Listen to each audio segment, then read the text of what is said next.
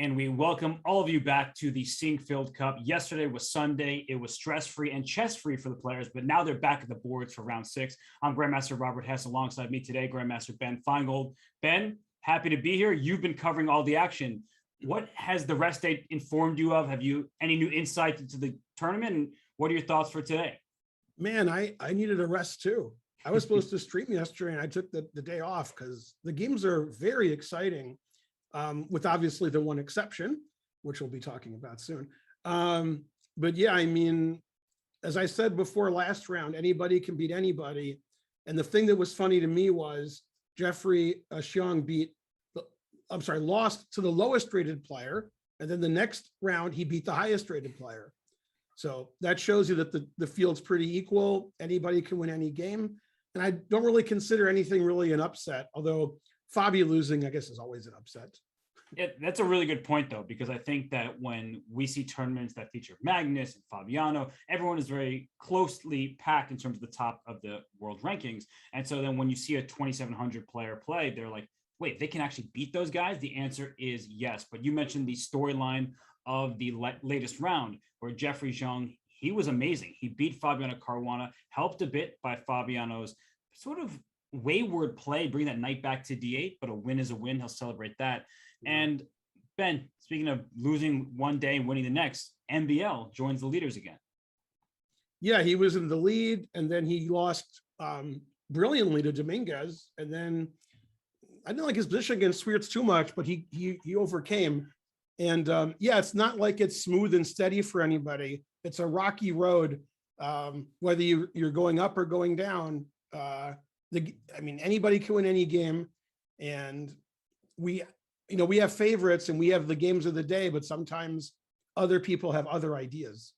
And some of those ideas mean not really playing, because Wesley So and Richard Report, they didn't have much of a game. A bit surprising. Wesley is the higher rated of the two. He's at the top, not just of the tournament standings, but also the GCT leaderboard. And yet he made a quick draw with the white pieces against the always dangerous Richard Report. So a bit surprising. I don't know. How were you feeling when you saw that? Yeah, I was very surprised. And the only thing I could think of is that maybe he thought if he draws out, he's going to win the Grand Chess Tour, irrespective of what's happening here. But I'm not sure that that's true. You can't just draw your games just because you're Wesley So. You have the black pieces sometimes, and sometimes people lose. So I think when you have white, you have to take your chances.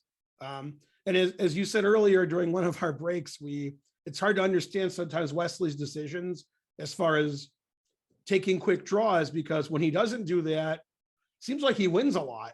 So yeah, he is a very hard player to beat. And if we look at the tournament standings, you can see that he's at the top of the leaderboard. He has not lost a game. He's won a couple, drawn the rest. And that's sort of his style, where he won the Sinquefield Cup in 2016. He won 2 games and drew 7. And you mentioned the Grand Chess Tour standings and winning that extra prize money, if they in fact still do have it. He is in first place. So if he can just probably draw the rest of his games, he likely will be the Grand Chess Tour champion for 2021. Yeah, and there's the leaderboard for the Grand Chess Tour, different than the cross table for this tournament. And right. You can see Wesley is pretty clearly in first. Yeah. Yeah, and if he keeps up this pace, it's going to be hard to stop him. Mamedyarov would have to go on a tear in these last 4 rounds. So not much time left for the others to take that first spot. But let's show you the profile of one player who probably needs very little introduction. Fabiano Caruana. He is the longtime number 2 rated player in the world. He competed for the 2018 World Chess Championship. Ben, what can we tell people that they don't already know? Yeah, I mean, Fabi is basically the only person other than Magnus who is very consistently 2,800, except I think for a couple of weeks or 3 weeks. I guess on the live reading list, he's not now, but on the published lists, for like the last 7 years, Fabi's pretty consistently 2,800. And I mean, people know that, but I guess, which is shocking when he loses a slow game to somebody lower rated, because we just never see that. And Fabi is one of the few players in the field who doesn't play a lot online in all these big tournaments they had during COVID. So maybe he's not in as much practice, since his match ended pretty quickly at the World Cup. There was his opponent tested positive and he had some issues there. He had to stay in his hotel room. and he didn't play a lot of chess there. So he might be a little rusty. Well, he shook off the rust, hopefully for him, in the singles rapid and blitz and in the first few rounds of the Sinquefield Cup, still in prime shape. And he does have a marquee matchup for the round. He gets the white pieces against a very familiar foe, that is Maxime Vachier-Lagrave. And Fabiano has beaten Maxime twice already this year, in the Tata Steel in Vaikonze, the Masters tournament, and then in the second half of the Kansas tournament. And he gets the white pieces once again. So Maxime, who we know plays the same openings over and over again, he needs to find something. Otherwise, we might see a same result that we've seen twice already this year. Yeah, I'm hoping for a Najdorf, but I better cross my fingers, my toes, and other things, because I want to see a Najdorf. Well, you can do all of that crossing. I don't know how you're going to get it done, but we are going to go on a quick break. And when we come back, the start of the 6th round of the Sinquefield Cup. Hey Wesley, what's the worst first move for white? 1e4. I think it's just 3 probably. A3. Tough question. Too tough. I think everything's flipped. I think every move is okay. Okay. Probably G4. F3. G4. Good luck, guys.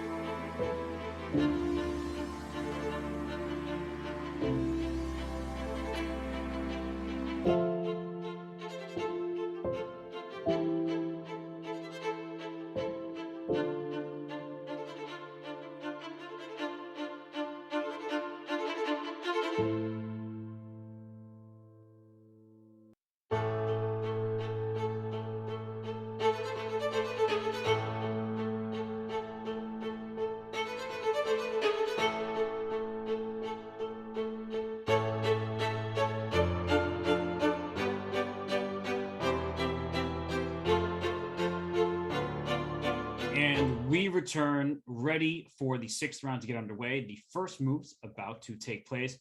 We have 5 great matchups today, Ben. I know we were mentioning the game between Fabiano Caruana and Maxime Vachier-Lagrave, but I'm also equally interested in Lenier Dominguez against Peter Svidler, because Peter has had a truly miserable event to this point. It's unfortunate. We all really respect him as a player, as a commentator, a longtime elite player, and one of the best in history. It's not been his tournament, and Lenier Dominguez, on the other hand, has looked especially sharp with the white pieces. That is correct.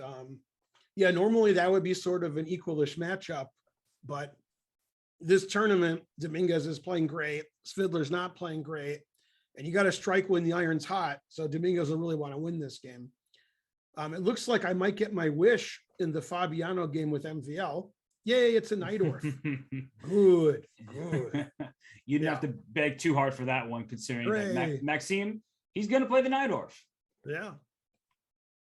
Well, I'm trying to look across there. I see one game. It's Jeffrey against Wesley. Only one move isn't played, so perhaps Wesley trying to figure out what to respond with. And then we have an Italian between Lenier and Peter.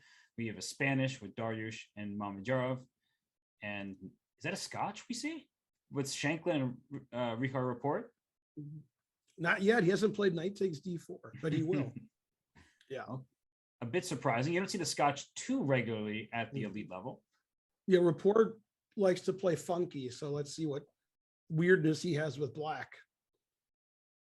Yeah, I'm expecting sort of these main lines, the knight f6 treatment of things here, but it's hard to expect anything, as you're hinting here about Report. He just surprises us in every single game. No, I described him in a previous broadcast as like a slightly more calm Dubov. Very like interesting, unusual play, but you know, a little closer to the vest. Not quite as wild. Not quite close. And despite the higher rating, probably not as well known, because he doesn't play that regularly, and yet he can beat anybody on the planet. He has defeated Magnus Carlsen, and he is just an exceptionally gifted player. Yeah, I actually made a video for our YouTube channel on him on last Wednesday. Yeah, and it's actually on our YouTube already. And man, he won a lot of good games against a lot of good players. Yes. Report's really good. And he played Bishop C5. Okay. Wonder if Sam was expecting that. I think Gary Kasparov, if he's watching this game, can be pretty eager to see how this one develops, considering he essayed the Scotch many times, and you know, it's a great opening weapon. And knight b3. Okay, Sam not going for the standard bishop e3 developing move, but instead moving the knight backwards. And in the meantime, the bishop on c5 has to move as well.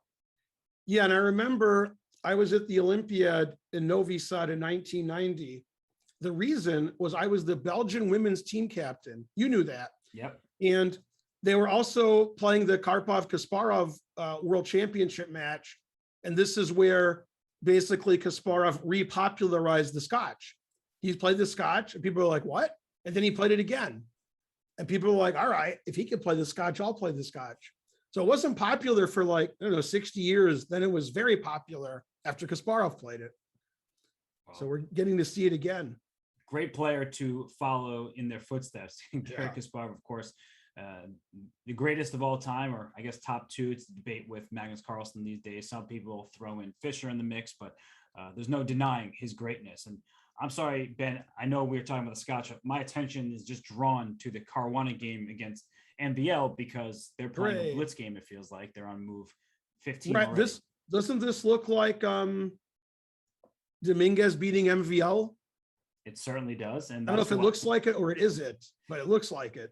And A3 played here. Let's have a look at how that happened. If this isn't Dominguez MVL, we're only like one move away. Same variation. Yeah. And it's interesting because that's been the main criticism about MVL's play, is that he just does the same thing over and over again, which makes it easy to prepare for him. And at this point, instead of A3, which is what Fabiano had just played after rook to C8, the move knight D5 was Dominguez's choice. So there is already a deviation, this time by Fabiano, but you know what to expect when you're playing against Maxime. And I'm not saying he's going to lose this game. Of course, it's still very early. It just concerns me that we keep seeing this from him, and he has had an admittedly tough year in classical chess. Yeah, there's pluses and minuses to always playing the same thing. If you're playing somebody who isn't a super professional and just, plays chess, then you're going to be better prepared in those lines than they were. On the other hand, if somebody's looking at your games and they know exactly what you're going to do, then they can, especially Fabi. I mean, this is a very risky choice against Fabi, and they're still blitzing it out. G6, Fabi instantly plays H4. And I have to admit, Ben, when I see H4, I'm looking at G3 square for the Black Knight, but that Knight on H5 is a key defender for Black's king because it prevents White from pushing that pawn up to H5 and breaking open the file. So I'm thinking about Knight G3. We do love a good bishop pair, but is it worth it, do you think, to jump into G3? Man, it's really hard to stop H5. Yeah. Yeah, and I think White wants to play, although I'm not a Sicilian aficionado on this variation, I wonder if he wants to play bishop H3 to G4. And, if the bishop on E6 goes away, we have D5. On the other hand, the bishop's defending C4. So this is looking quite complicated, but it's only complicated for us because Fabi's probably got 10 more moves of prep. Fabi's like, is my prep ever going to end? I doubt it. Well, you did make a really good point there, instructive point about bishop H3 being an idea, because what White wants to do is carve out control of the light squares. The bishop on E7 is a particularly weak piece. And in fact, the bishop was captured on F1 there. So that's for me. Yep. Big decision by MBO, who seems to be within his preparation as well. Yeah. And Ben, I have to say, I like the look of White's position just because the attack looks like it can come quite quickly. You can swing that rook right back to H1 and play H5, for example. You can also think of playing pawn F3 to F4 if you want to expand in that way and put some pressure eventually in the D6 pawn. I don't love that bishop on E7, as is the case in many Najdorf Sicilians. And I think that White's activity sort of speaks for itself. No, yeah, I think actually he might want to play H5 without rook H1. Otherwise, he could have taken with the other rook, but he wants to keep the pressure on D6. But yeah, F4, F5 does look annoying. And if you take on F4, your D pawn's weak, as you said. So Black has a lot to figure out here. And there's still it's like a blitz game. Okay, Knight A4 instantly captured by. I mean, Knight A4 has to be Black's prep too, right? He can't just play Knight A4 if he's not. Yeah, they're just blitzing it out. They're following it looks like Grand Chess Tour Tata Steel game. That was a rapid event held in India in 2019. And this is following Levon Aronian with the white pieces against Magnus Carlsen with Black. So H5, man, those aren't two players I would have guessed having this position. No, not at all. But this is still the game. H5 was played, and Magnus's response was queen to D7. Now, I have no idea if Magnus had thoroughly prepared it or if he was just playing a rapid and blitz tournament. So he went for an opening he typically doesn't go with. But that is what we saw in that predecessor. Well, the biggest complaint that Fabi fans have is sometimes he gets into time trouble and things don't work out. But if he's going to play, 30 moves of prep, then that's not going to be an issue this game. Yeah, I don't think that he's going to have to make moves 37 through 40 with just seconds on his clock. Right. It seems like he knows what he's doing in this one. And it's funny because we have to respect Maxim's preparation. He's done it his whole career. He's been outstanding in his Najdorfs and his Grunfelds, but something about it feels like we're becoming broken records where we keep saying, maybe he should try a new opening. Maybe he should try a new opening. And frankly, who am I to suggest his openings decisions? But we've heard it from other players as well, saying in the candidates tournament, they were surprised that over the course of a full year, he didn't come up with an opening surprise or a new choice, and it still keeps going back to his tried and true Najdorf. Yeah, it's hard to try new openings. We know what that's like. And I remember Bent Larson famously said, it's a sign of maturity when you play different openings, because it's hard to do. You're like, but my openings, so yeah, he just keeps analyzing his openings deeper and deeper, but I'm not sure that's helping his results. And he's actually sitting for the first think of the game. After h5, it is Maxime on the clock, has more time than he started with, so doing fine and with respect to the time situation. However, not the best situation for him, considering that Fabiano knows exactly what he's doing. And it's not just because of his brain, but because of his engine friends that he looked at this position with on his own. Yeah, the last time we played, you tricked me. You played the Grunfeld. Boo, boo. Hey, we all make mistakes. Exactly. All right, let's look at some other games. Let's go back. This is Jeffrey versus Wesley. And this is a London system. Now this already happened. Was Wesley white? I already saw London that looked like this. Yeah, was his game? What's his game? Yeah, this is what everybody's playing these days, is a topical line. And the point of everyone is you don't really want to take on f4 for black, because even though you double white's pawn structure, you get this amazing control of the center. D4 and f4 both stare at e5, where your knight's going to jump into. So that's why black refrains from capturing on and f4. He played c5, castles.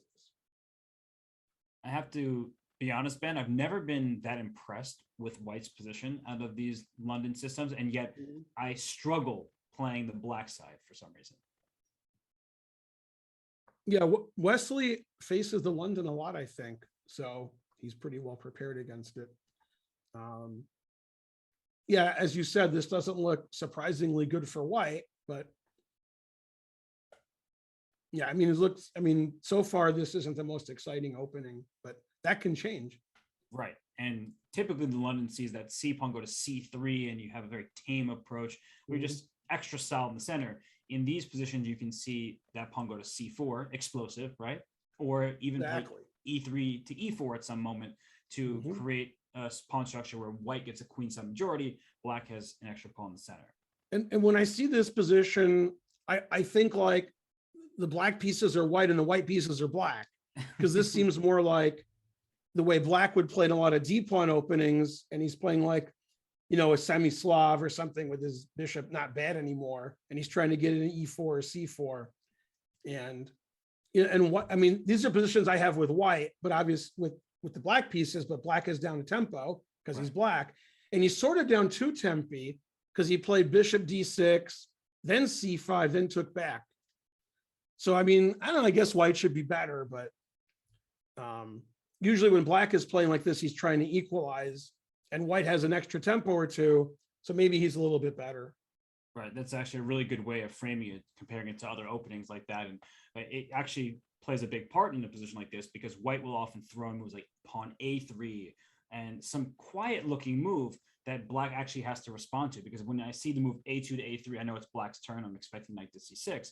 But the point is, then does black have to react with playing pawn a7 to a5 and stop the b4 threat, or is the cure worse than the disease? The b5 square now under white's control, because you don't have a c pawn. So if you push that a7 pawn 2 squares, the b5 square is permanently under white's control.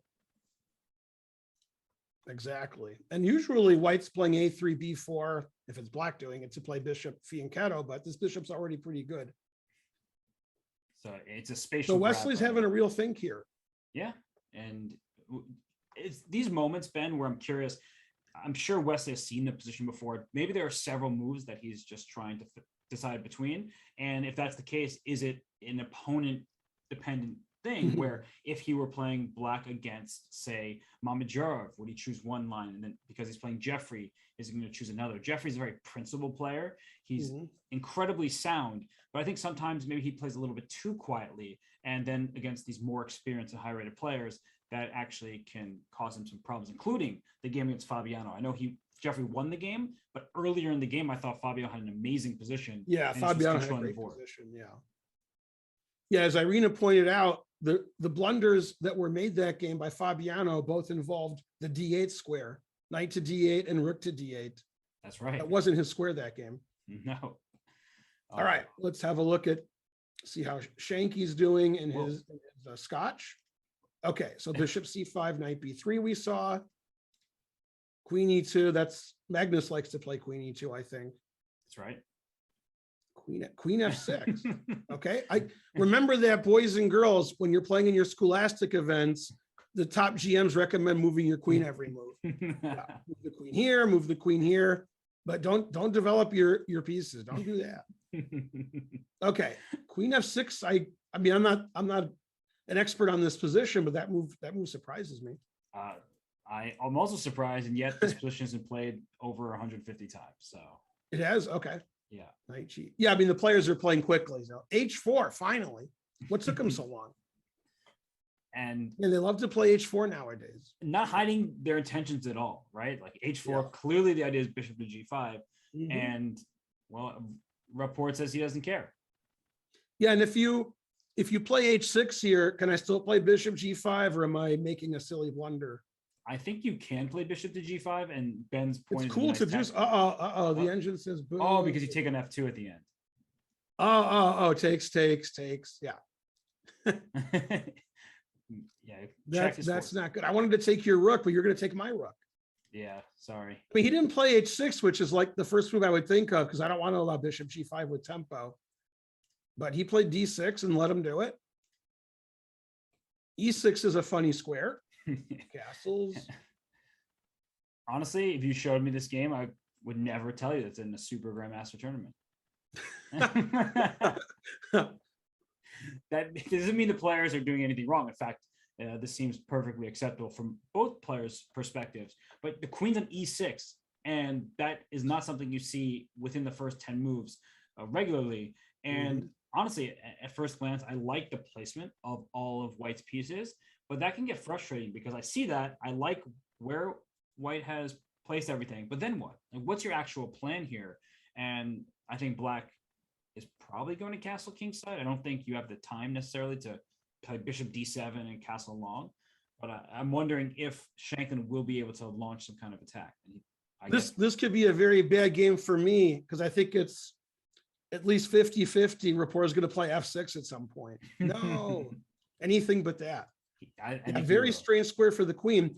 If you showed me this position just right here and I didn't see the opening, and you said who's better, I'd say, well, obviously White is, and the engine does not agree. It says, no, Black's fine.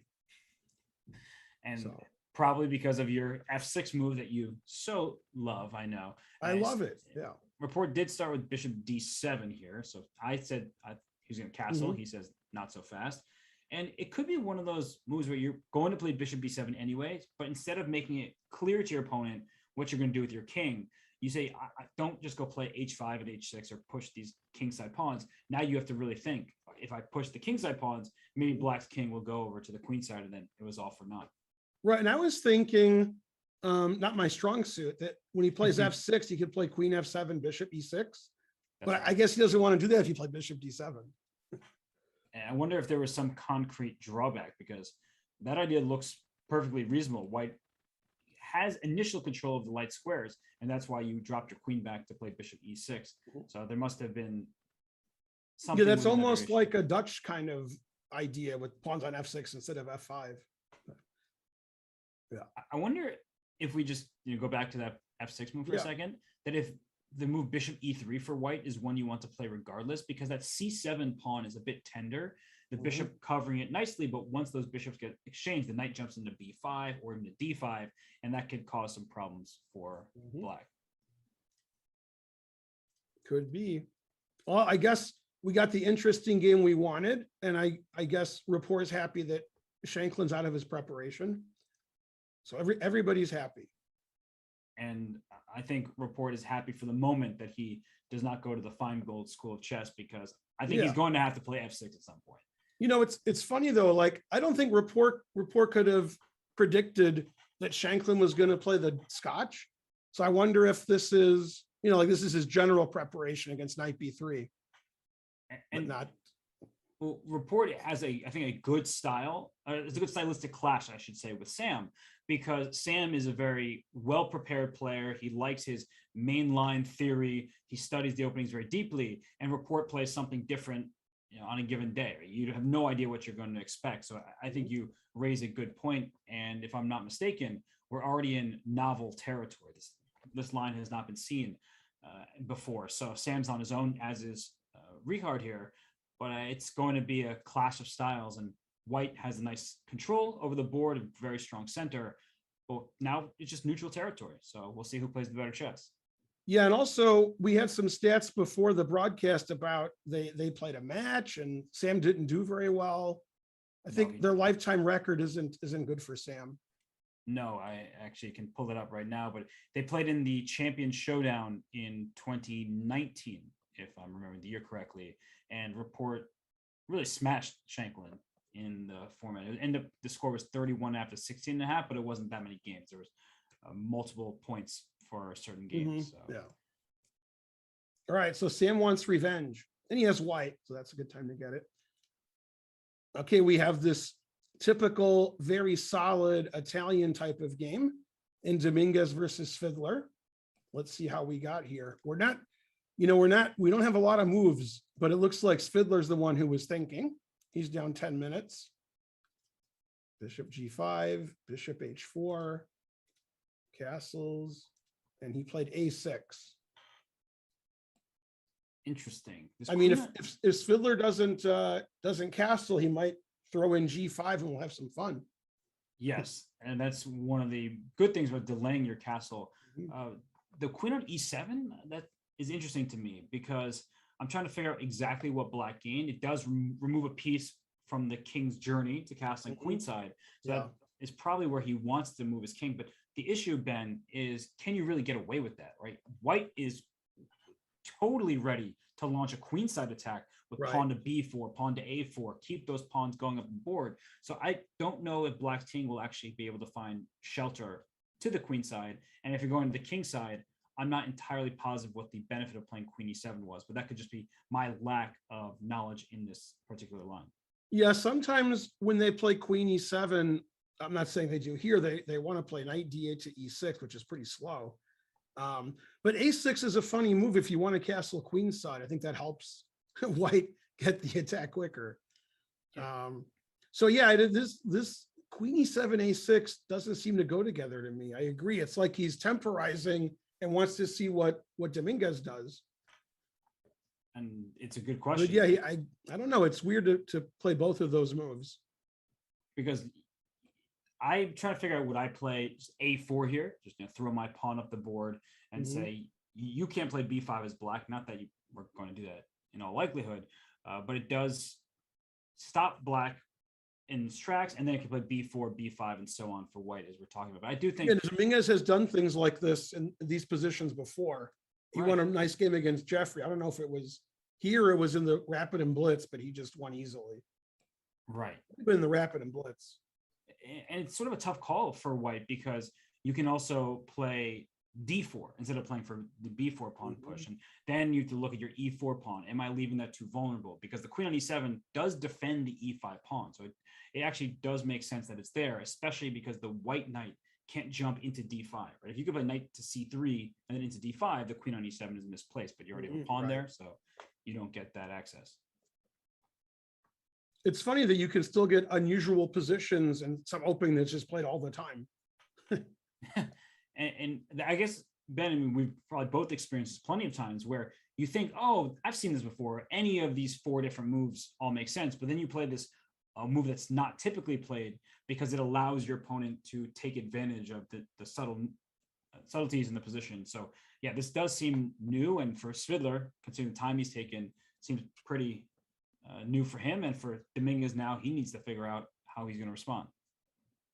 Yeah, and both of these players are susceptible to time trouble. So hopefully Dominguez doesn't have all these 20-minute things that he likes to have. Although it worked out against MVL. It really did. All right, the one game we haven't talked about much, the Berlin game. Okay, so we saw Rook E1, and then we went to some other games. 95. This looks like a game we already saw this tournament. The Wesley So game against Report. Yeah, okay, but 98 is different. Right. Yeah, I think he played like Bishop F6, Knight F5, D5, something like that. Yeah, this is just another line. Yeah, and it's pretty well known at this high level. And Knight F6 played to offer the knight trade. I'm surprised that Mamedyarov is playing the Berlin against Schwiertz, but maybe that's me. instead of knight f6, but I'm not, if I'm not mistaken, I think c6 Right. and knight e3, bishop c7. It's like this whole long variation where after knight f5, black goes d5, and white goes knight e7 check to. Yep, I've seen this. Mouse slip, but I saw it. Right. So it's like white is slightly better because you have the bishop pair, but it's a symmetrical pawn structure, and black objectively is doing all right. So I agree with you that Mamadjarov playing the Berlin against the player who's really struggled in this tournament and is the lowest rated, he in many ways made Svirch's life as easy as possible, at least from the opening stage. Yeah, and also Mamadjarov, as you pointed out earlier, needs to win if he wants to try to catch up to Wesley in the Grand Chess Tour.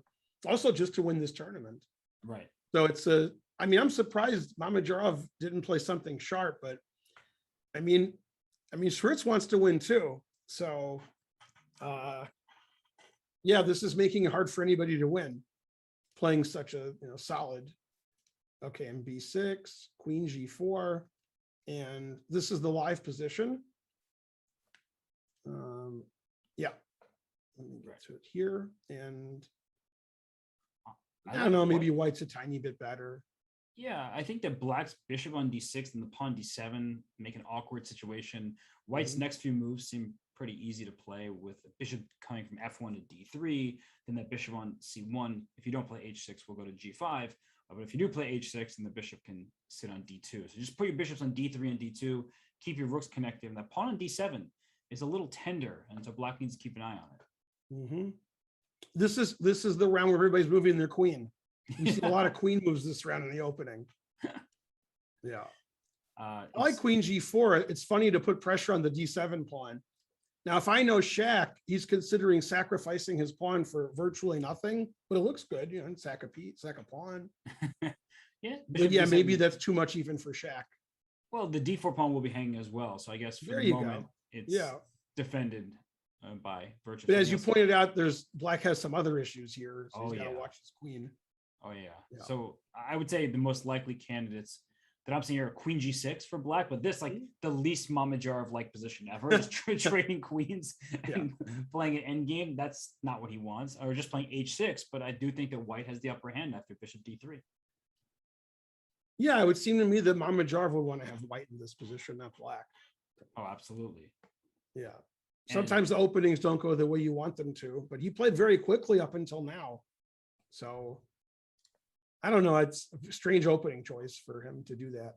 Let's go back to Fabi's game, because I'm really interested in Fabi's game and nothing else. All right, let's see. Wait, so what's the black's up a pawn, I guess, right now? But okay, well, I gotta see how we got there. He played h5 right away. Okay. Queen c7, rook h1 as you predicted. Rook e8, that way the bishop can go back to f8 to defend. Right. Queen h2. So that's a piece sacrifice, but you get checkmated. By the way, very, very, very quick play from Fabi. Yes. Very quick. If you take that knight, I don't know, looks like, and after this, you're in trouble here. Yeah. I don't think the engine's just announcing mate. I don't think Fabiano was hiding his intentions of putting his queen and rook. Okay, so bishop f8, always play bishop f8. Always. c4. I mean, it's still his prep. You see how much time he has left. I have to say, Ben, I love moves like that because your knight's hanging on a5. You could take on g6 and open the h file. You could try to triple on the h file. But no, of course not. c4, because that frees the queen up, as the queen was stuck defending the c2 pawn, which would have been with check. And the idea is, if I play hg and you play fg, your queen is defending h7. That's right. But if you take my knight on a5, then you're not defending h7. Right. Yeah. Now you can do this, but the engine says it likes white quite a bit. When you're up a piece and the engine says it likes the other person's position, you don't want to do that. Probably getting checkmated. Yeah, not good. Okay, so c4.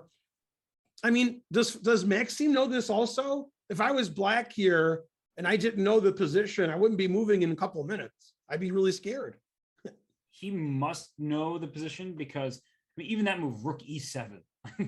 Yeah, exactly. He wants to take the knight, but he needs his rook to defend h7 in case of hg, fg. Right. And bishop d2. Bobby defends his knight, bishop d2. Makes perfect sense. Okay. And then he takes the pawn. All right. So it So opens up rook the c1 doesn't work because I can check you here, I guess. That's right. So he plays bishop b4, stopping the check, putting some pressure on the d6 pawn. Queen's defending the second rank. This is defending the second rank. Everybody checkmates everybody. Hooray. Rook d7, defending his pawn many times. And f4, Fabi has an hour and 36 minutes, so he's still in his prep. He is, and Maxime is trying to figure this out. Ben, this is the problem, at least from my vantage point here, of memorizing all these long lines of theory, because to this point, Maxime has done well. He's fended off the immediate threats. He's up a pawn. The position is really complicated. But Fabiano moving instantly and clearly has looked at this more recently, I would say, perhaps as recently as this morning. And Maxime is like, wait, do I remember this line correctly? Or am I going to make a move and then have to resign 5 moves later? And he might. Yeah, and also yesterday was a rest day. So Fabi had a lot of time to look at this. Yes, he did. And Envia could very well win this game. It's extremely rich. It's a sharp tactical position. But I don't know, something about this with Fabiano moving instantly. Fabiano's not a huge bluffer with his opening preparation. And the engines that we have, the eval bars that we see, we don't have the moves. And they're not as strong as the engines that the top players use. They're looking at incredible depth. So perhaps Fabiano has 8 more moves prepared, and there's only one way for Black to survive, and good luck finding it over the board. No, I agree. This is exactly what I wanted. I said, I hope it's a knight, or I hope it's, and then it was. Wow. Thanks, guys. Good job. Well, they're giving us a treat. We will stick on this game, but Ben and I, we're going to take a quick break, gather our bearings here, because this is an exciting round. It's the 6th round of action here at the Sinquefield Cup, part of the 2021 Grand Chess Tour.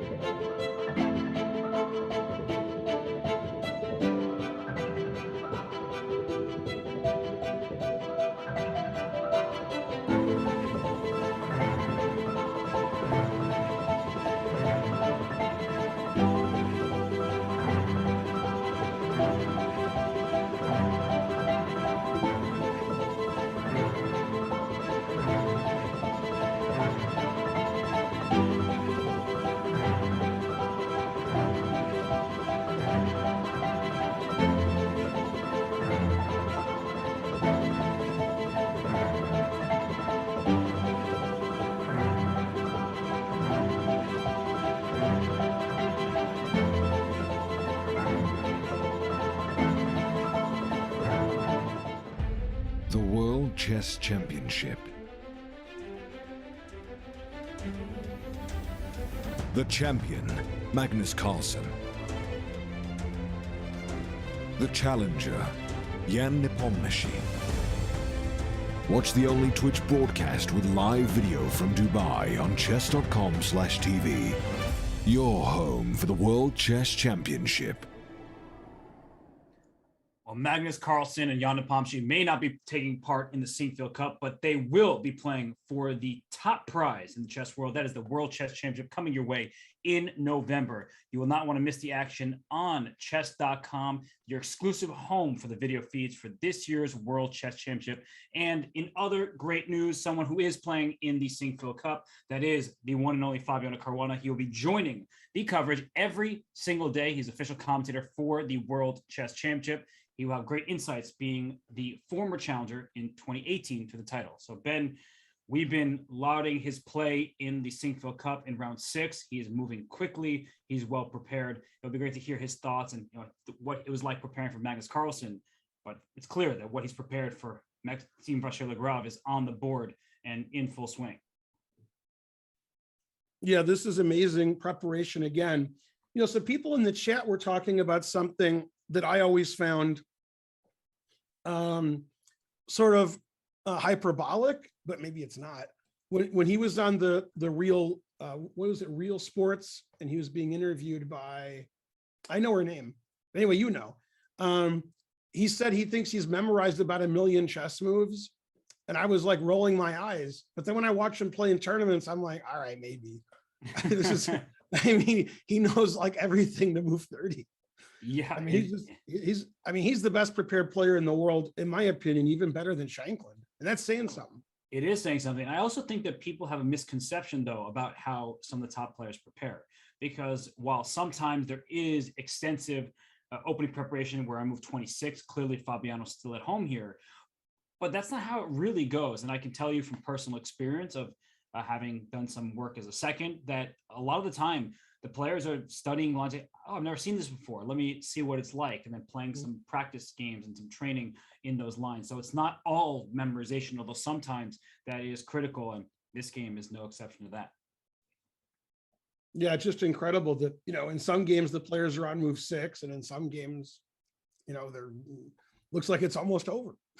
Yeah, it's one of these positions where I want to resign with both colors and somebody just to tell me what's what, because at first in this position, black is up a pawn. There is some pressure down the C file. I don't see where white's checkmate is going to come from. And even if white had a free turn, is white, I presumably is playing F4 to F5, not taking on E5. Right. It's trying to continue the pawn storm and break open, most importantly, the H file fully. Because we know if H takes G6, black will play F takes G6, and the 7th rank is defended. So if we play F5, we're bringing another attacker, and we just want to trade all the pawns there. So then bishop C4 to E6 comes to mind because it puts 2 defenders on F5. But of course, white can just give up another pawn at some moment by playing F5 anyway. It's really complex. That's too complicated, because it'll be with check also if he takes with the bishop, the line that you're suggesting. Yeah.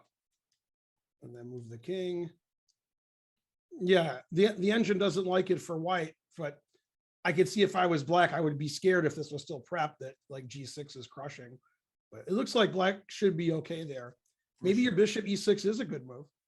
Well, I'm looking at F5 at some point, maybe not immediately, but yeah, bishop E6 does make sense because your bishop is a little loose on the C4 square. A timely rook C1 could be annoying, and F5 is a threat. So bishop E6, I don't think that black's just out of the woods there. I think that there's a lot more to figure out, but that would be probably the first thing I would be considering. And I'm sure Maxime is focusing on that for the moment. Yep. Yeah, it's funny. I played my last tournament I played was the senior tournament of state champions, which was held at the US Open with the other tournaments that were the scholastic events, the Denker and the Barber and the Rockefeller. And in one of my games, we were both, he was out of his theory, like I moved 2 or 3. And I played very strangely.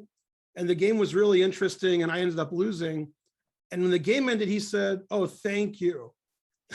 He wasn't being mean. He was like, we didn't play 20 moves of theory in a King's Indian. It says we just started playing on move 2. That was great. He's like, he was really pleased that he could just start playing chess on move 2 or 3. Yep. Because he does know 20 moves of theory, but he just wanted to play some chess like I did. So unfortunately, he played better than me.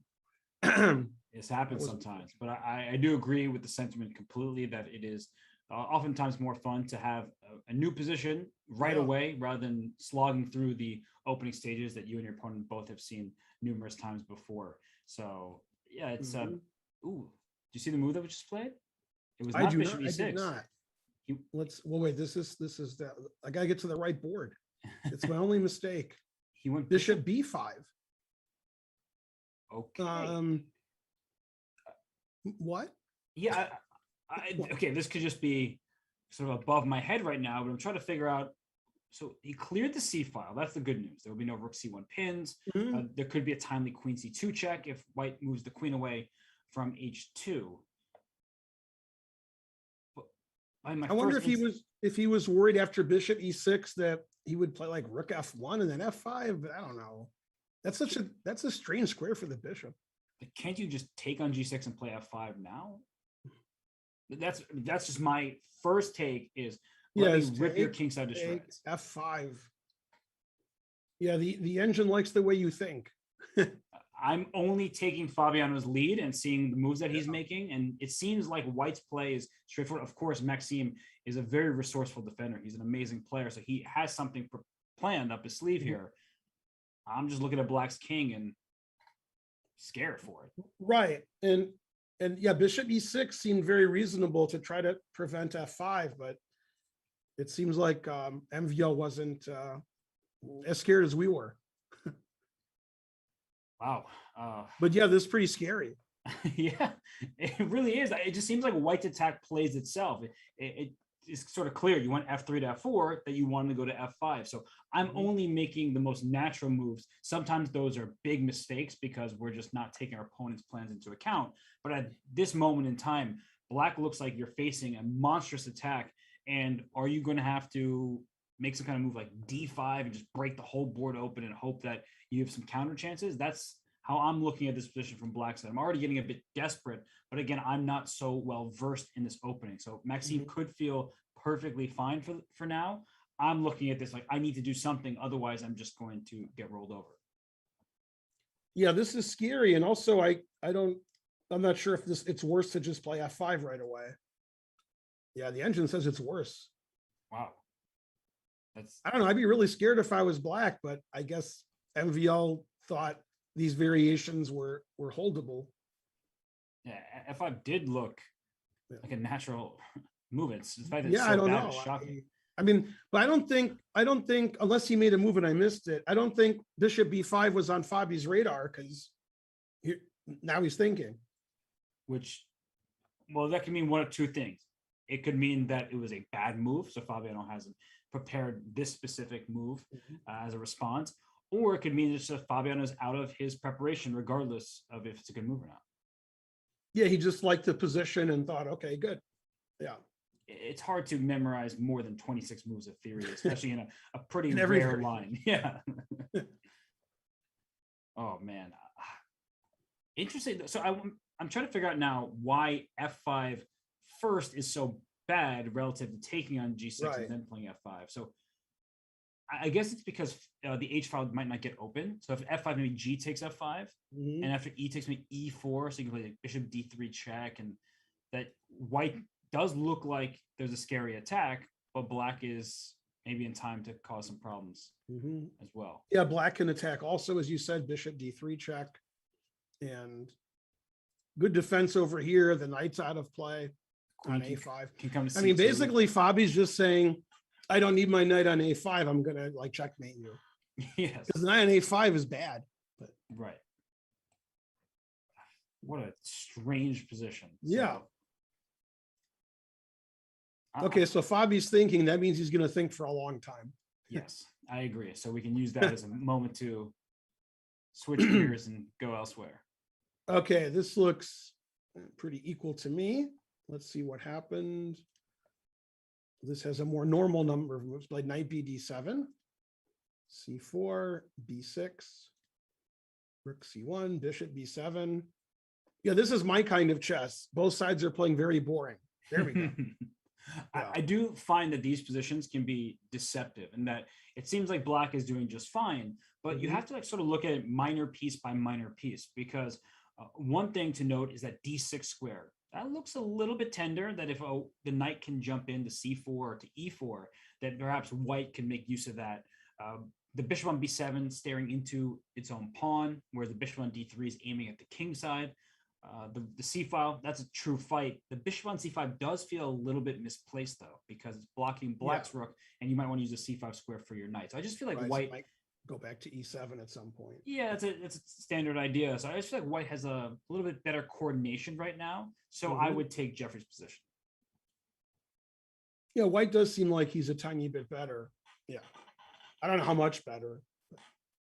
It's one of these positions, frankly, where when I play from the black side, I'm like, I should be fine. I should be fine. And then about 3 moves later, I'm like, why does every single move feel like such a challenge that I can't just get away with a simple idea? And, you know, for example, if white plays rook F to D1, you're already asking black a big question. Can you afford to take on C4? Are you welcoming that rook on D1 into an open file?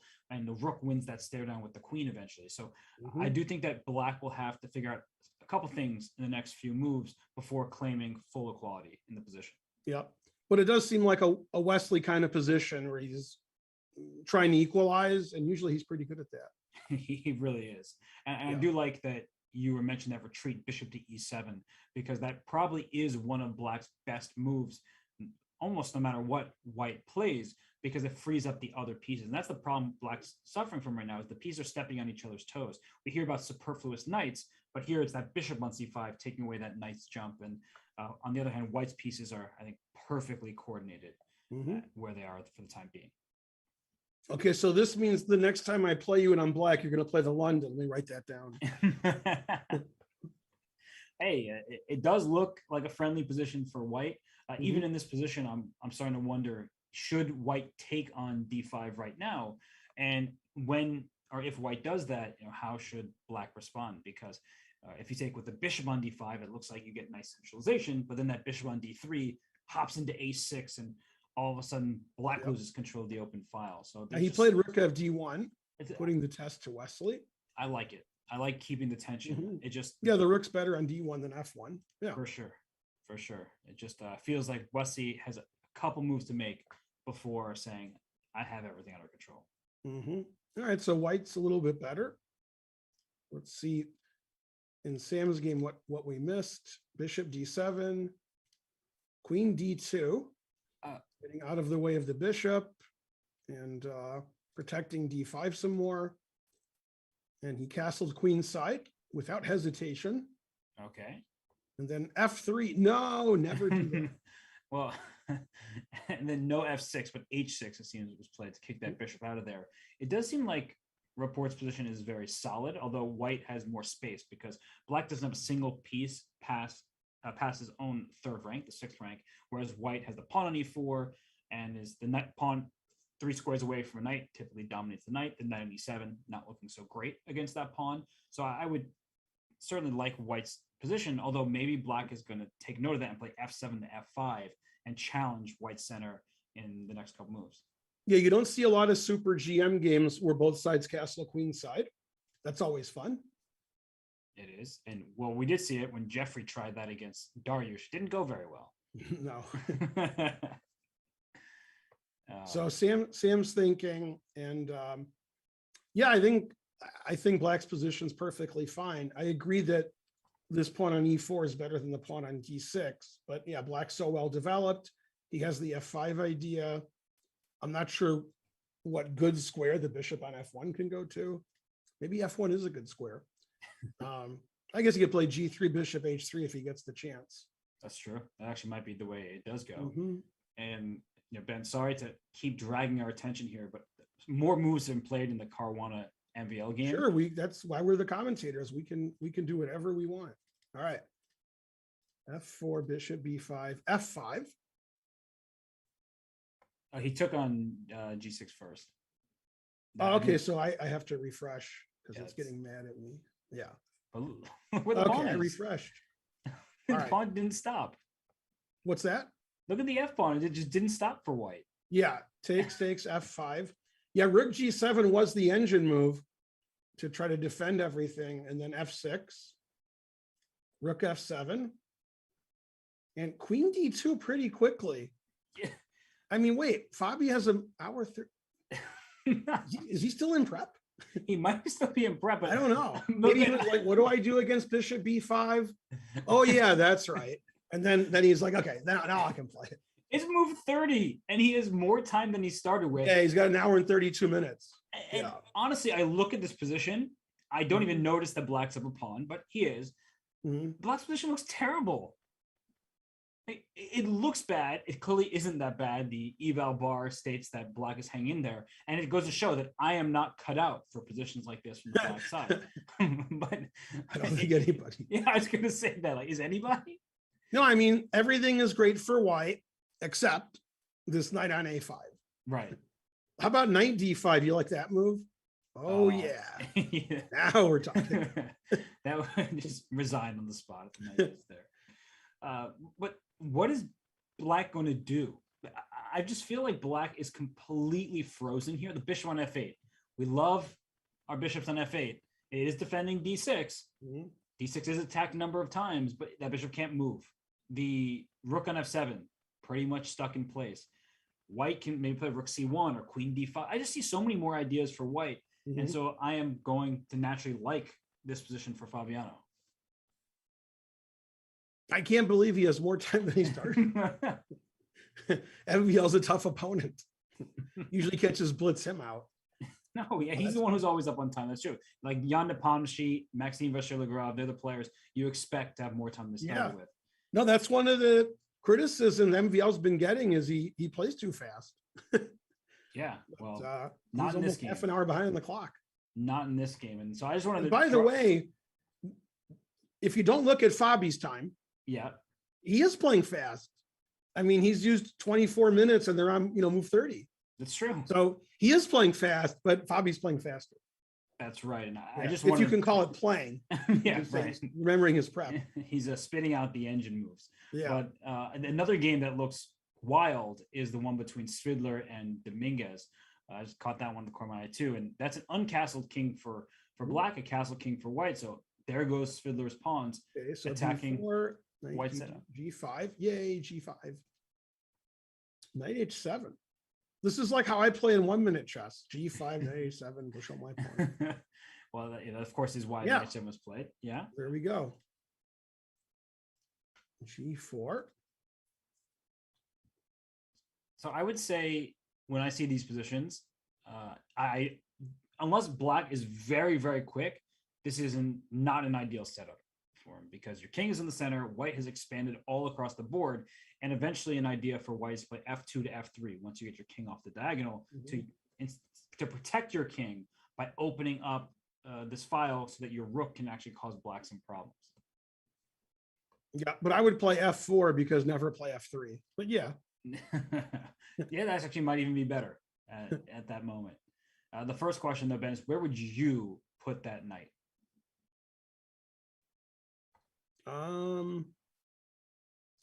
Well, I got a couple choices. I don't know, it seems like if I go to E1, I could go to C2 and protect some key squares. If I go to H2, it seems like it's protecting my king more. I'm not sure if it is, but it does put pressure on G4 also when I move my F pawn. So they both seem reasonable to me. I'm with you. I think it's a stylistic choice here where Yeah. knight H2 indicates the next couple moves to be king H1 and pawn F3. And as you said, the king feels safer with that Yeah. knight on the H file in case F takes G4, H takes G4 kind of thing But happens. he could just go here and then black doesn't get to move. Oh wait, that's not how chess works. Darn. Oh, that is, I mean, if Dominguez goes 91, his next moves will be knight C2, knight E3. Yeah, that's what he wants to do. Yeah. And how easy is that or not for Svidler to stop? Because I don't see a checkmate attack in the next few moves, in which case then knight C2, knight E3 makes perfect sense. I mean, I thought this might be a plan for black, knight F8 to G6, but that seems slow also. So I don't know. I mean, it seems like this game, Fiddler's like, I've lost enough. It's time to win and have an effect on the tournament rather than boring, try to draw it. It seems like both players want to win this game. That's true. Although when you start playing for results, that's oftentimes when you lose the worst. I don't think it's going to happen to Fiddler here, but I know from experience, you get into a tournament and you're having a tough time. Like, I just need a win. I just need some point on the scoreboard. And then you start playing with that mentality. Let me try to win the game. And more often than not, it really backfires, especially against somebody as strong and a sound of a player as Lenny Dominguez. Yep. Always play the best moves. Then maybe you'll win. And this, it's true. Your idea though with knight f8, knight g6, I think we actually can very specifically show why that's too slow. It's like knight e1.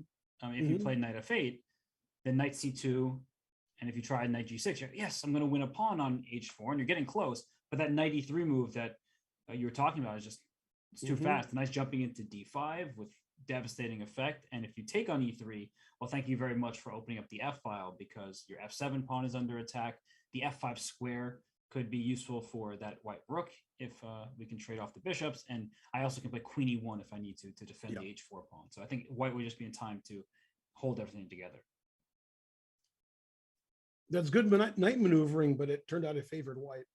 Well, and Dominguez looks like just played knight to e1. So he goes with you. Can they hear us? Do we have a producer here? Can the players hear us? Because when I'm doing commentary, whether it's with Robert or it's with Danya or with Irina, even Danny, sometimes we say stuff and the players do it. That can't be.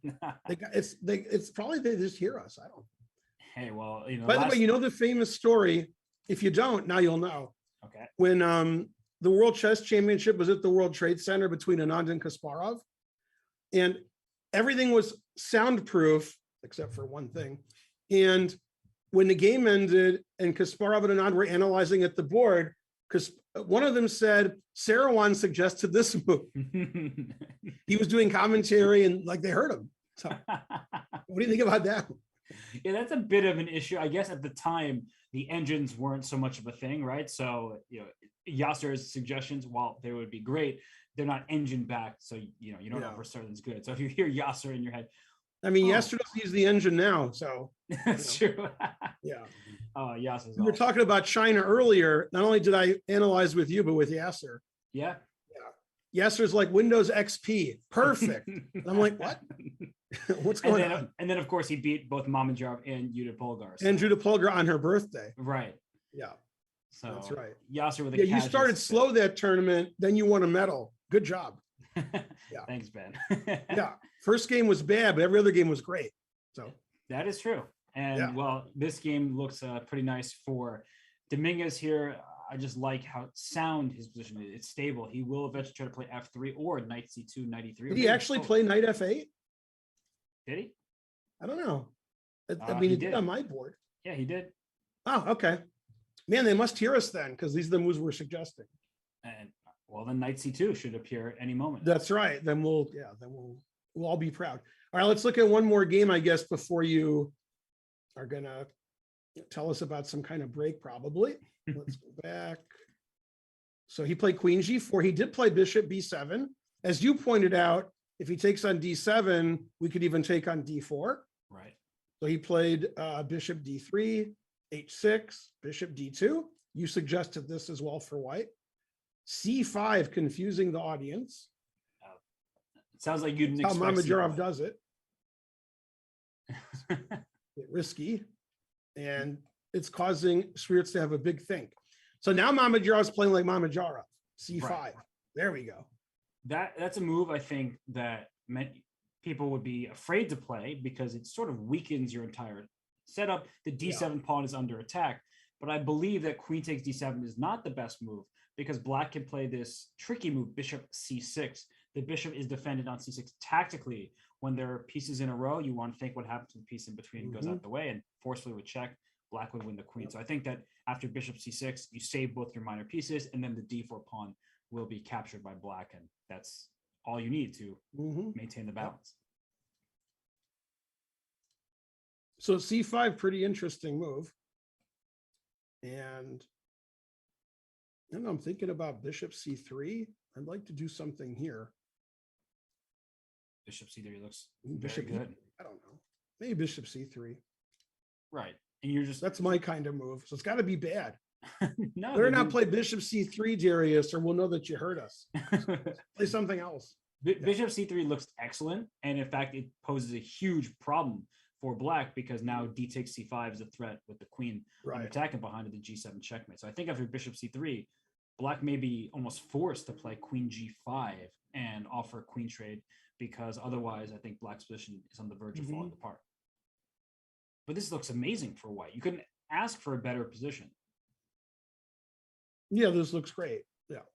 You just have control over It's the like no board. losing chances and some winning chances. Right. Yeah.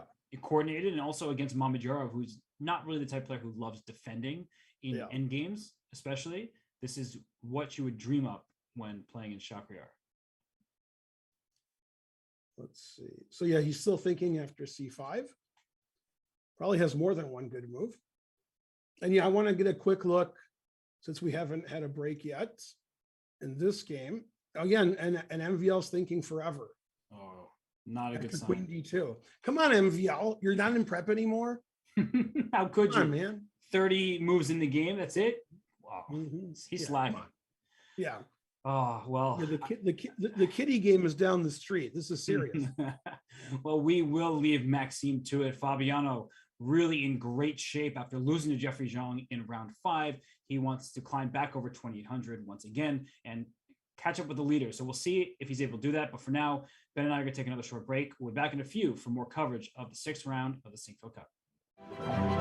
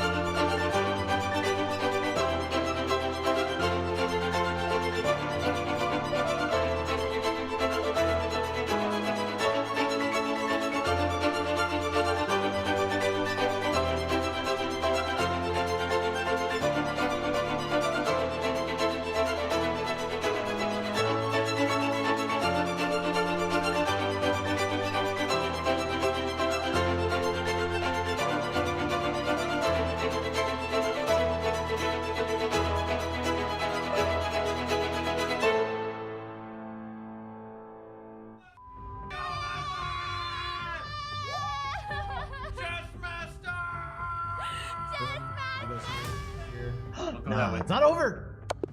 Oh, it's over. No. Don't stop me. No knight of Oh my god! Like the variational approach here. No, please don't. And it's too soon.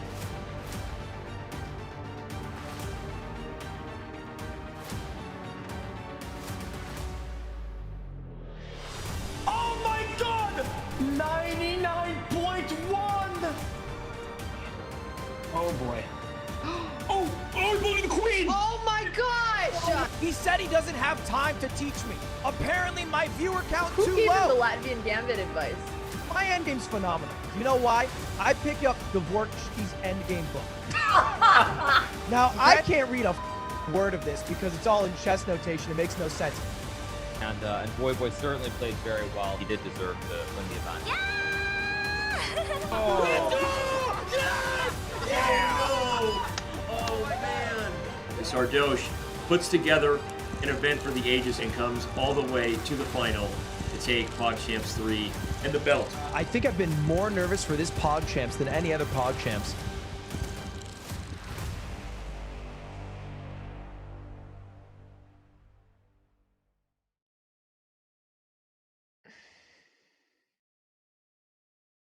You know, when I said it'd be fun to see a checkmate in 4 earlier, I was joking. It wasn't real.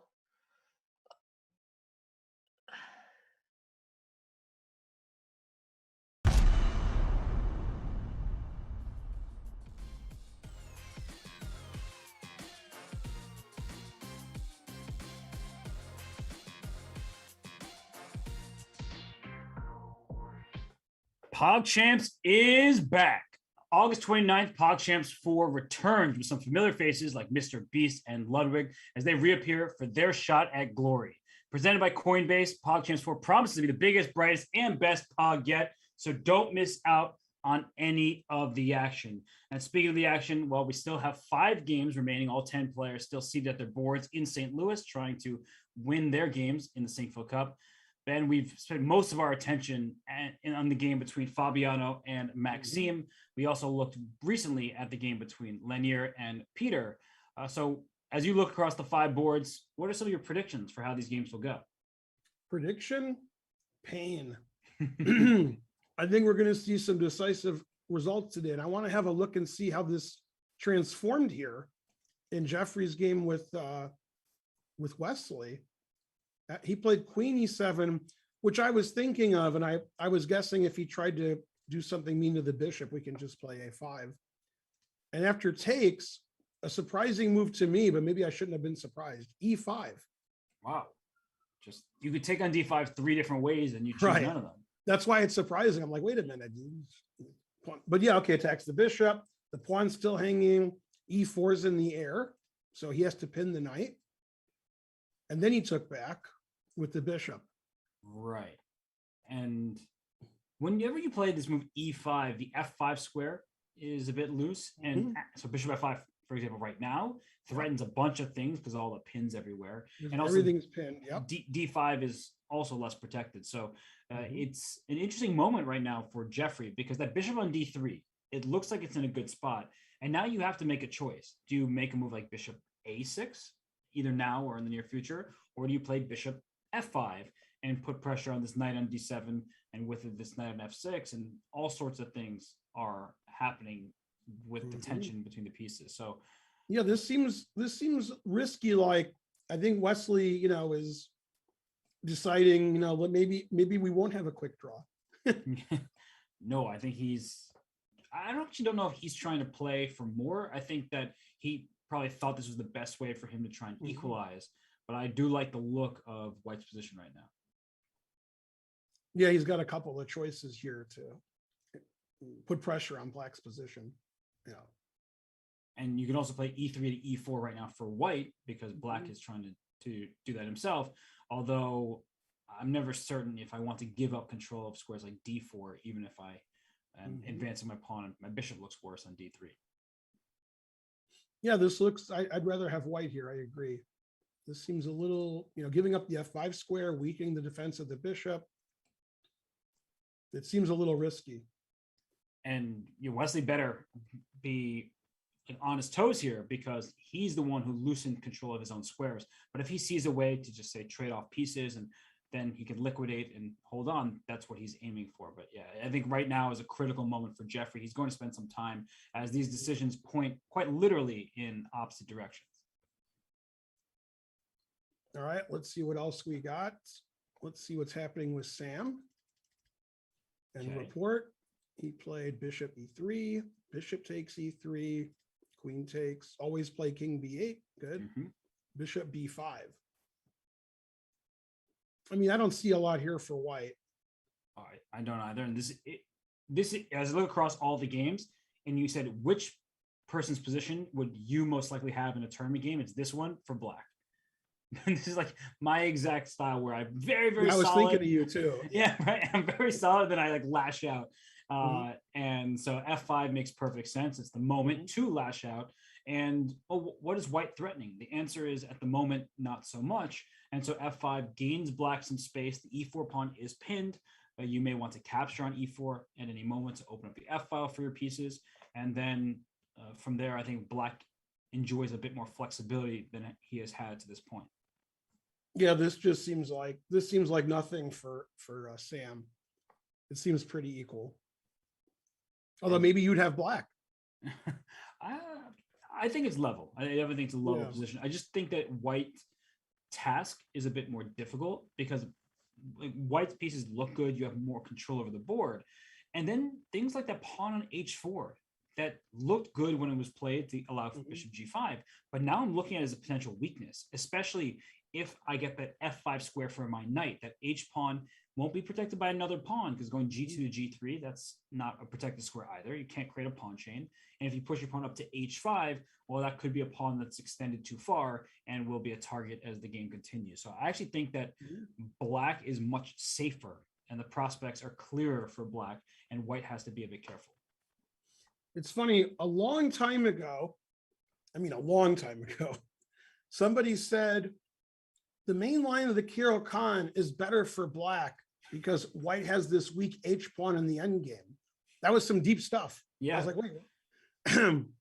But maybe we'll see that happen here, and then that guy will be correct, whoever that guy was. Yeah, the anonymous source. Thank you very much. Very cool. Yeah, anonymous. Yeah. Yeah, but this looks fine. It's funny. I mean, you would think if black plays queen f6, queen e6, bishop d7, castles, that's a little, funky, but it turned out it's funky. It turned out it's fine. So was that an Arrested Development reference? it was Futurama. Oh, okay. Yeah. All similar sounding names, I guess. Well, I actually don't even know what I would recommend for white to do right now. Like rook to e1 would be the most logical seeming move because the file's about to open up. Let me put my pieces there. But if I move my h rook, then I really am looking at that h4. Yeah, so maybe rook d to e1. But then I'm like, well, I don't want that rook's on a semi-open file. That's where it should be. That's right. These little choices become increasingly difficult. And I think that Sam is going to start spending some real time here to come up with a legitimate plan.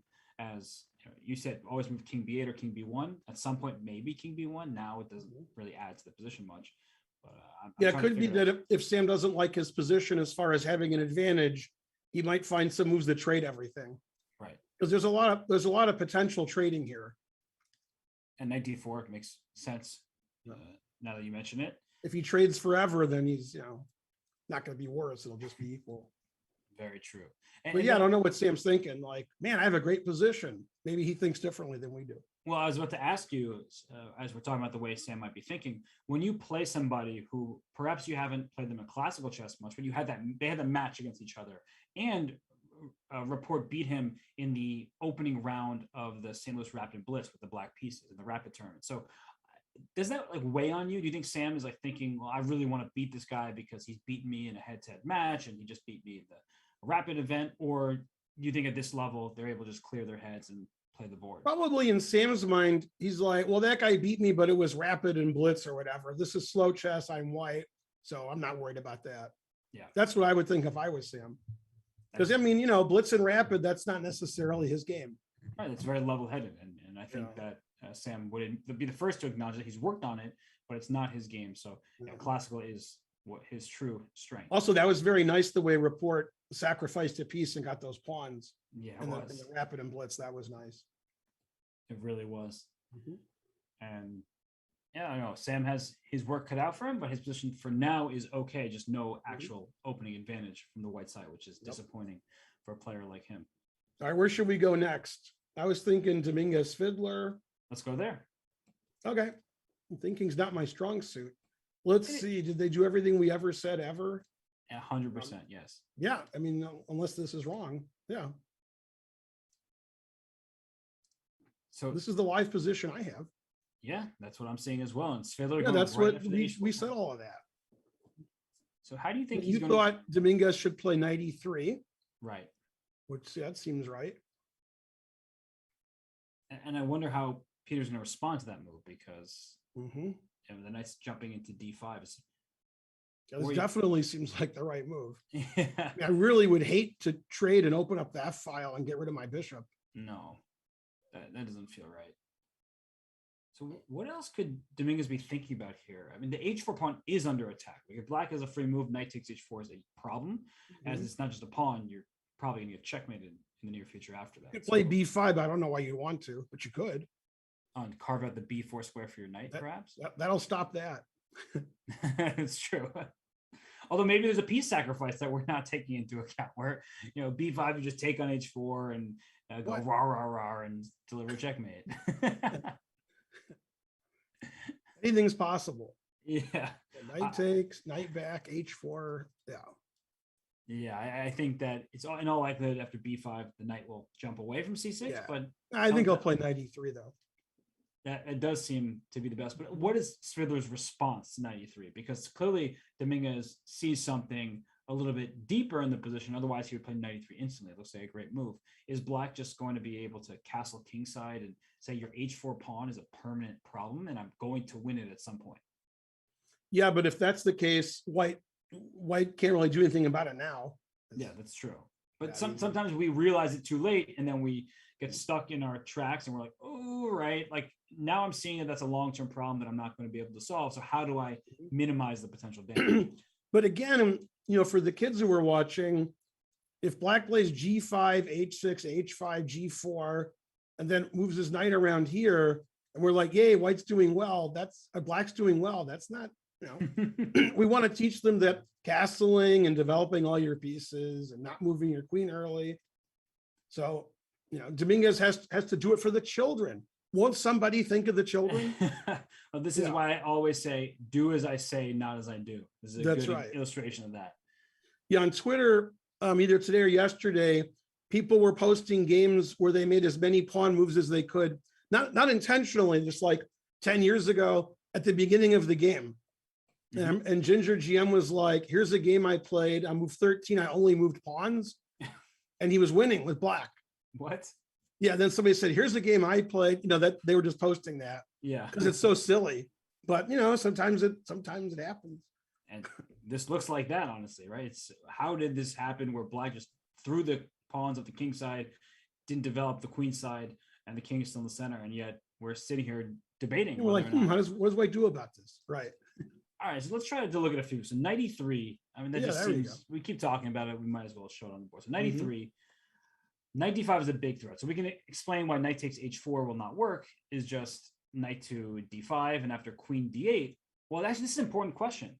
I don't think you want to take on h4. That might lose. You might think you're right, because even if you win this rook, you might get in trouble. I think you do lose pretty much right away by doing that. Yeah, then g3 looks annoying. Queen h2, take on f2. I mean, just, yeah, this is horrible for White. Yeah. All right, so you wouldn't take on h4. Maybe you take on c7 first. Yeah, that makes more sense. Yeah. Because now if the queen takes him, you take on h4. So you actually don't win any material, but positionally you're crushing. Well, this looks great for White. Yeah. Right. You just move your king, play f3, and you control move the king somewhere, move the pawn. Yeah. You control every square on the board. That's important. Yep. Yeah. No, this is great. So we've eliminated knight takes h4, which means that is he just going to castle kingside? I mean, I think did he play 93? I think he played 93. Yes, he did. Yeah. So I guess Peter will answer the question of That was good. I suggested this idea and this idea. So both sides are playing badly, following my suggestions. Or you're just playing well nonstop today. I noticed when I played the French defense a lot when I was a teenager in my early 20s, yeah, that I made a lot of knight moves when I was black. My C8 bishop could never move, so I moved my knights around a lot trying to find good squares. And it's haunted you to this day. Yeah, that's right. Oh, the French. Yeah. Harsh. What am I, Anish Giri? Bishop E6 without very much thought at all. Okay. What? Interesting. So, I mean, how is white going to deal with this H4 pawn hang? If you take on E6, black takes with the pawn on E6, and yeah, I wouldn't do that. No. H4 remains an issue. He probably, I mean, when I say he has to sack it, I mean, he can't defend it. So, right. So maybe he'll just continue with his knight D5. And you think black's going to take that? Is that why he played bishop E6? I think so. Yeah. And you take with the bishop, I presume. Take with the bishop because my bishop's so nice. And then this is the big question: is it the H4 pawn? Can it be captured, or is white just playing B5 and saying you can have fun? Yeah, I thought white would play B5. That seemed like the most aggressive. This is an amazing game. It's like black is a couple moves away. Then knight can move and play H4. Yeah, knight here, H4. There's crushing, but white's crashing through on the queen side. Chess is deep. This happens when you see what you think is a boring opening, and then a few moves later, it's not boring anymore. Yeah, my son Spencer was playing a slow game last week, and it was the most boring opening you could, if you like. He was playing my stepson Archer. It's the most boring opening you could think of, like, where like all four knights are out, E pawns, and like nobody's doing anything. And then Spencer just pushed his kingside pawns, and that was that. Yeah. No, H6, G5, G4, queen got in there, and he won. But that's what Svidler's doing. He's like, I'll push my pawns, I'll win the H pawn, and I win. That's definitely. But will it be successful at a higher level? That's the ultimate question, and it does make sense though, because in a game like this, there wasn't tension early on, which means that there are still opportunities to push pawns and then start challenging the opponent. So we finally saw that, and now Svidler has a pretty normal looking position and in the center of the board, and then it looks like he has an advantage on the king side. So that's what this is all going to revolve around. Is Dominguez going to be able to cause some problems on the queen side with this B4 to B5 push? And will it be enough for him to withstand the pressure that's about to happen over there on the king side? And Ben, obviously we know this, but it's often said that the best way to stop an attack is to like attack on the other flank or to open up the center. These are two common themes. Other times people are just like, oh, let me defend everything at all costs. No, that's what Dominguez is going for. He's trying to break open the position in favorable terms for him, while he acknowledges that his H4 pawn is going down. Yeah, you probably figure you have good compensation if the guy makes 1,000 knight moves and takes a pawn. On the other hand, you have to do the analysis and calculate the variations and analyze those, and that's what he's doing. Trying to figure out the best way to get compensation for the pawn. Right. Very risky strategy by Svidler to move his knight several times to win an H pawn at the cost of his king being on E8 for most of the game. Right now, it looks like it is paying off, at least on the clock. He is ahead. Both players doing perfectly fine with respect to the time control. And I just saw a move, and it's B5. Yep. Wow. Okay. So knight A5 is my immediate response. I've seen enough of these Italian positions where you don't take on B5, of course, because opening the A file is problematic for black. So you just play knight A5 right away. And well, then how is Dominguez going to respond to that one?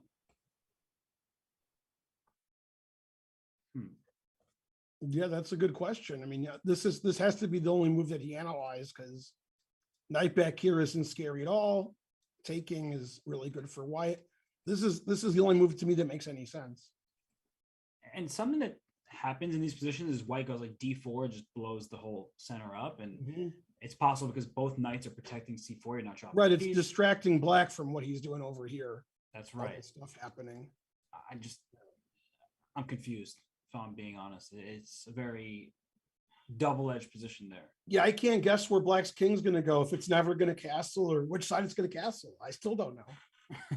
I don't think Svidler knows either. Yeah. You got to play by the seat of your pants sometimes. And for Svidler, he is just having such a poor tournament by his lofty standards. Yeah. And, he's human. He's not immune to all the criticism that I've seen online. Some people are like, oh, he should retire. He should play. Yeah, and they chess always for as say long as that he when wants. somebody over 40 has a bad tournament. Right. And, I hope that he plays forever because this chess is amazing. Of course, he is one of the best players that the world has ever seen. And yet when he has a bad event, everyone's just like, why is he even here? This, that, and the other thing. So I am not rooting for any player. I never root while I commentate, but I do think that for Svidler, it'd be nice to see him rebound and score some points towards the end of the tournament. You're definitely not rooting for Fabi. That's for sure. I just, that game, is he still blitzing out every move? I mean, Let's have a look. Yeah, we haven't seen this in a while. Somebody said something funny in the chat a while ago. They said, after Queen D2, somebody in the chat said, I don't know if they're right, says, whatever move Black makes, the engine plays Queen D5. Wow. Well, I mean, obviously, if we stop Queen D5, you wouldn't. But yeah, that Queen D5. There we go. It's a good looking move. Black is pretty frozen here. Yep. And then he played Bishop E2. Okay. Is he going to do Ring Around the Rosie? Is that his idea? Perhaps, or Queen B5 also comes to mind. Queen B5. Yeah. To trade off the queens. Right. I thought if the queen ran away, Fabi was going to play Rook H7, but queen here might might stop that. Because we take the queen, I don't see a good response there. Yeah, it's a bit desperate. Fabi's not in prep anymore. Look at that, 120. No, and honestly, you got to prep more. Maxime playing this very enterprising game and still has plenty of time left on his clock. So I've been critical many a time about his decision to just repeat his openings, and it could work out very well for him here in this game. If I didn't have any engines or analysis partners or people in the chat, and you just showed me this position, I would think Black's just getting crushed. Me too. I mean, this F6 pawn, this pin, the open H file. Now the knight might get into the game. The D pawn's weak. Black's pieces aren't coordinated at all. They're just random squares. And somehow the engine's like, Black maybe is okay. Yeah, Black is up a pawn, but playing down a few pieces. The bishop and f8's not doing anything. Yeah, right. Everything is just like stuck. Rook has no legal move. Bishop can't move. And the other pieces don't really have good squares. But these positions are frustrating exactly for that reason, because at some point Black plays a move like H6, and you're like, wait a second, the king side is collapsing for white, and then the extra pawn may make its presence felt eventually. So Fabiano does not have all the time in the world, even though his position looks very, very nice at first glance here. Yeah. And second glance, and pretty much all the glances after that. Looks good. Yeah, Rook C1 looks pretty good. Might as well take the C file too. All right, so Rook C1, I think. Yeah, because then we might play Knight C6 later. Right, so let's say Black trades the rooks. I guess I don't have time to play Queen B5. Is your point? I mean, if you don't play Queen B5, why? Well, this was my idea, but that's probably crazy. So maybe this is better. Yeah, I guess it just looks like Black can't move, but if the queens come off, then you can see Black making some real progress. And it looks like Fabi just played Rook C1, so we might see this exact position. Yes. I knew they could hear us. I knew it. Yeah. Man, look at that time advantage. And it's not because MVL's playing slowly. MVL has plenty of time. Right. It's move 32. They're going to make the time control. Yeah. MVL's playing fast, basically. So this is what I was hoping for, was this kind of, Knight Orth, and we got it. We did indeed. And really a job well done by Maxime to stay afloat in this game. He obviously is a well-prepared player himself. And perhaps we, and I should say myself specifically, had maybe too much faith in Fabiano's opening preparation. We know he's one of, if not the best players on the planet, but Maxime showing that he has a thing or two ready to go in this Knight Orth. And it's a long line. He didn't seem to know it as deeply as Fabiano, but he's playing all the good moves, and that's because he's an exceptional player. Yep, that's for sure. Wow. Okay. We have time to look at one more game, or did you want to go on break? Take You're us to the the driver. game. What's that? Take us to the game. Where do you want to go? That's a good question. I actually want to see this game since we haven't seen it in a long time. Schwiertz versus Mamajara. We saw C5. Queen. I gotta refresh. Queen F4. Gotta refresh. Okay. Bishop C3. Good. Queen F4. Didn't look at that. We were talking about Queen G5. Right. Okay, this doesn't double his pawns at least. Bishop E5. That's a lot of trading. White is better because white has it's a true result islands. game. Yeah, 2 pawn islands for white, 3 for black. Pawn islands are those in adjacent files, and there's an A pawn that's isolated over there. This just looks very nice for Darvish. Yeah, very pleasant for white and very non-characteristic of Mamajarov playing a lower rated player. This isn't what he usually does. I do think that he'll be able to hold and make a draw, but this is something that Dariush can play without any fear of losing. Right. And he's doing better on the clock than he has been in previous games. His position is looking very safe and sound, so it's a job well done for him. I want to ask you one question before we leave. Yes. Would you say the same sentence? I think Mamajarov will hold it if he was playing Magnus here. Yes. Yeah. Yes. Wow. Dang. I wasn't expecting that answer. It's not that I like black's position. I do think that white is better. I think that's not so bad, at least not yet. Ask me in a few more moves and I may have a different answer. Well, on that note, Magnus Carlsen not playing in this event, but his presence always felt in the chess world.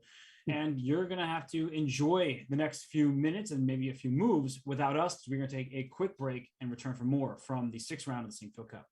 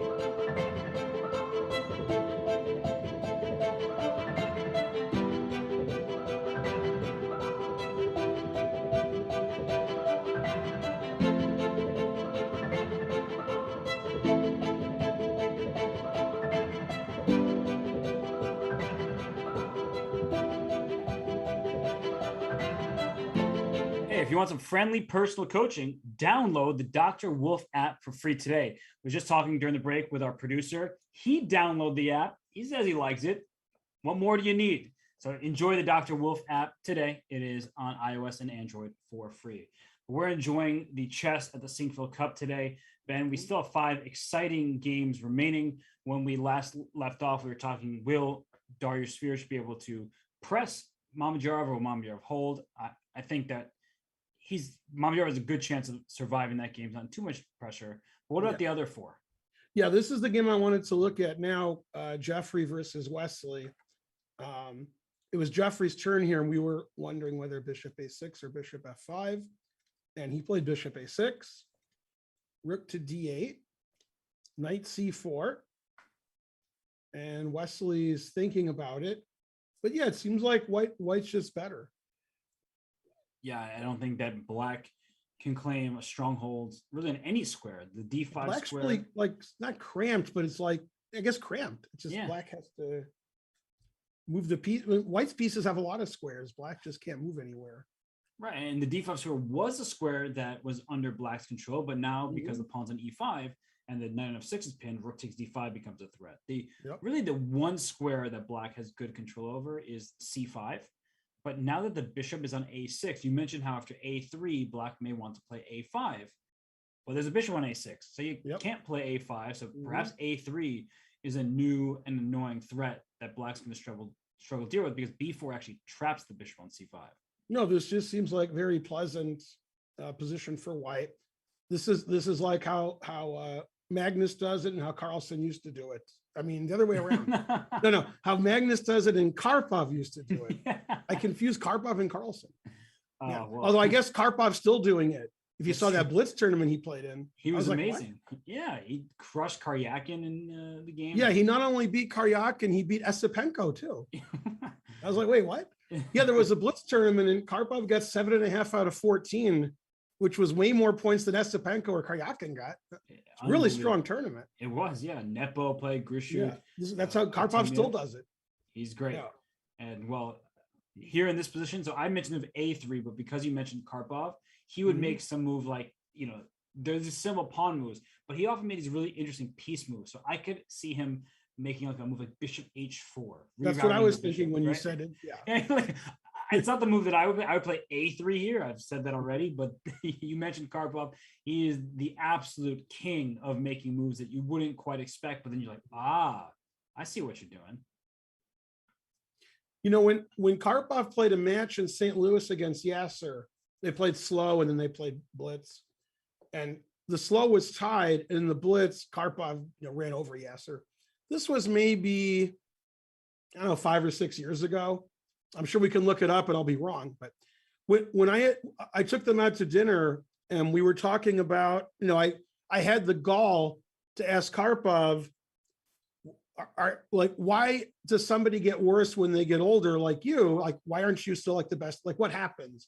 And he says, I understand chess as well as I ever did. Everything's fine. The difference is I don't have the energy. Says when you're 50, 60, 70, you don't have the energy of a 20-year-old, and he needs all that energy to play well the whole game, which actually is indicative of why he was so good at blitz, because you don't need so much energy. You play a 5-minute game, but if you play a 6-hour game, then you need some energy.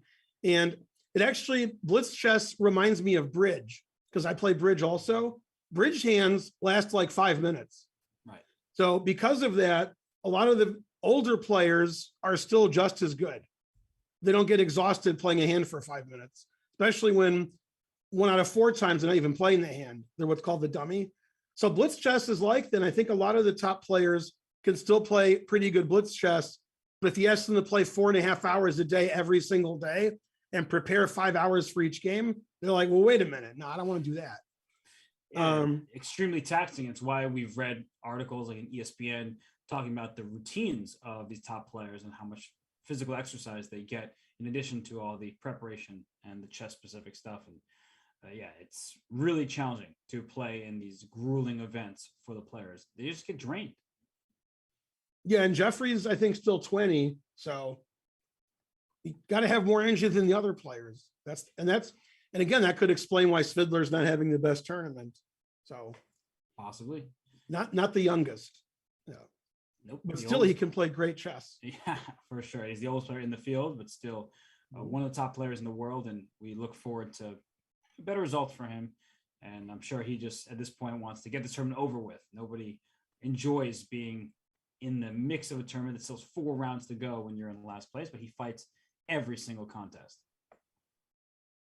Jeffrey beat me so bad on the World Open last month that I thought, like, man, this guy's going to win the World Cup and he's going to do this. Then he disappointed me in the World Cup. But if he after he beat Fabi, and if he wins this game, then I won't be so upset. And he just played A3. Yeah. He's not Karpov, he's Jeffrey. And he wants to play. Oh, I think Karpov might play A3 too. And here comes B4. And Wesley's just worse here. How does he deal with the threat of B4? Wesley, I mean, he's just worse. Yeah. Because B4 traps the bishop, right? So that's why Queen E7 may have not been the best move, because even though it wasn't happening right away, now it's happening. As you said, he stopped A5. And the Queen E6 frees up the E7 square for the bishop, but then the queen's sort of in an awkward spot as well. And it's one of these positions, though, Ben, where everyone knows that white is better, but then you make one move. It's not inaccuracy. It's definitely not a blunder, but it just somehow isn't the most precise, and then black is fine. These are the or black makes a mistake and then resigns. Yeah, that could happen too. But these are the types of positions that these players that they like. These are the type of training positions. Let's throw this position on the board and let's play, with your seconds or with other people you're working with, and try to see how you would play in a game-like environment, because these are the positions where you're better, but winning them is a whole nother story. Yeah, but still, a pretty surprising that Jeffrey has such an easy game and easy advantage, and just putting his pieces on the natural squares. Rook C1, Rook D1, Bishop F4, Knight F3, and Wesley's having trouble dealing with it. Just really looks beautiful for white. All the pieces are activated, and the Rook on F8 not doing anything. The Knight on F6 pinned. As we keep talking about, B4 threatening to win this bishop on C5. Wesley will have to figure out what to do in the next few moves, because he doesn't have too much space for his other pieces, and there are tactics at play. Yeah, we all knew Jeffrey was really good when he was like 12. He played in, I think he played in the US Junior, and he was beating higher rated players. Yeah, he's been so good for so long. He's in the 2700 club, and he's there to stay. Yeah, although I had said this earlier, it remains to be seen if he can make that climb from 27 to 2750. That's ridiculously difficult. Not that many people have ever done it. And I think that people get impatient. Fans, they're wanting the player they root for to, wait, why is my player not getting to the top 10? What's going on here? Well, it's really freaking hard. Not everyone's super strong in these events. So for Jeffrey, I think we all can say that we want him to take that next step, get to the next level, but he's only 20 years old. So he's really young, and perhaps he's been stuck at 2700 for the last couple of years. Not a bad place to be stuck, I might add. And maybe he'll find his way through to the next rating category. I mean, Sam Shanklin didn't break through to 2700 until later, then broke all the way to 2700. A couple of people who got to 2700 really quickly, really young, and haven't, become top 10 in the world, that I use when I talk about how hard it is to keep getting better, is Etienne Bacrot and Wei Yi. Yes. I thought those guys, when they were young in 2700, here comes top 10 in the world, but it just didn't happen. Right. And honestly, some of the players, they go to 2750 and then drop to 2600 territory back, and then have to work their way. Rapport did that. He was 2750. No, this happened to Krasenkov. He was like 2710. And then he was like 2590 a few years later. Man. Chess is hard. Yeah, chess is hard. Well, some grandmaster told me, I think it was it Dmitry Gurevich? I think so. He said, if you don't get better, then you're getting worse. It's like, you got to keep improving your chess and playing and studying, getting better. If you relax and say, wow, I'm pretty good, then the other people who are up and coming, they just walk right over you. You got to keep getting better to even maintain your position. Yeah, I gave up on that one a long while back. So. Oh, well. I wish I was good enough to give up. Okay, let's see if things are happening and then some.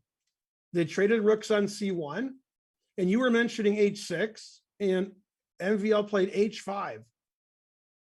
Ooh, I like that actually. I like it more because en Mhm. passant is only legal for one turn. So it's now or never if you're Fabiano. I mean, a French player has to be very familiar with en passant, so he knows what's going on. And he knows when to use it to his advantage. And I do not think that white has interest in taking on H6 en passant, because then even after GH, I think the king can come to H7 and F6 is weak, H6 is hanging.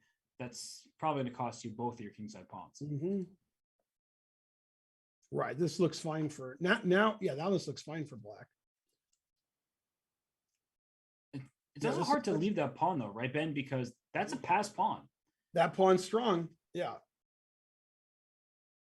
No, I mean, considering he was out prepared, it seems like he's weathered the storm. He really has. And that knight, then A5, it can finally come back into the game, whether that's C6 or C4. I'm not sure. C4, of course, allows black to capture and trade, whereas C6, I don't quite see what the next threat is from there, but at least I'm bringing my knight towards the center.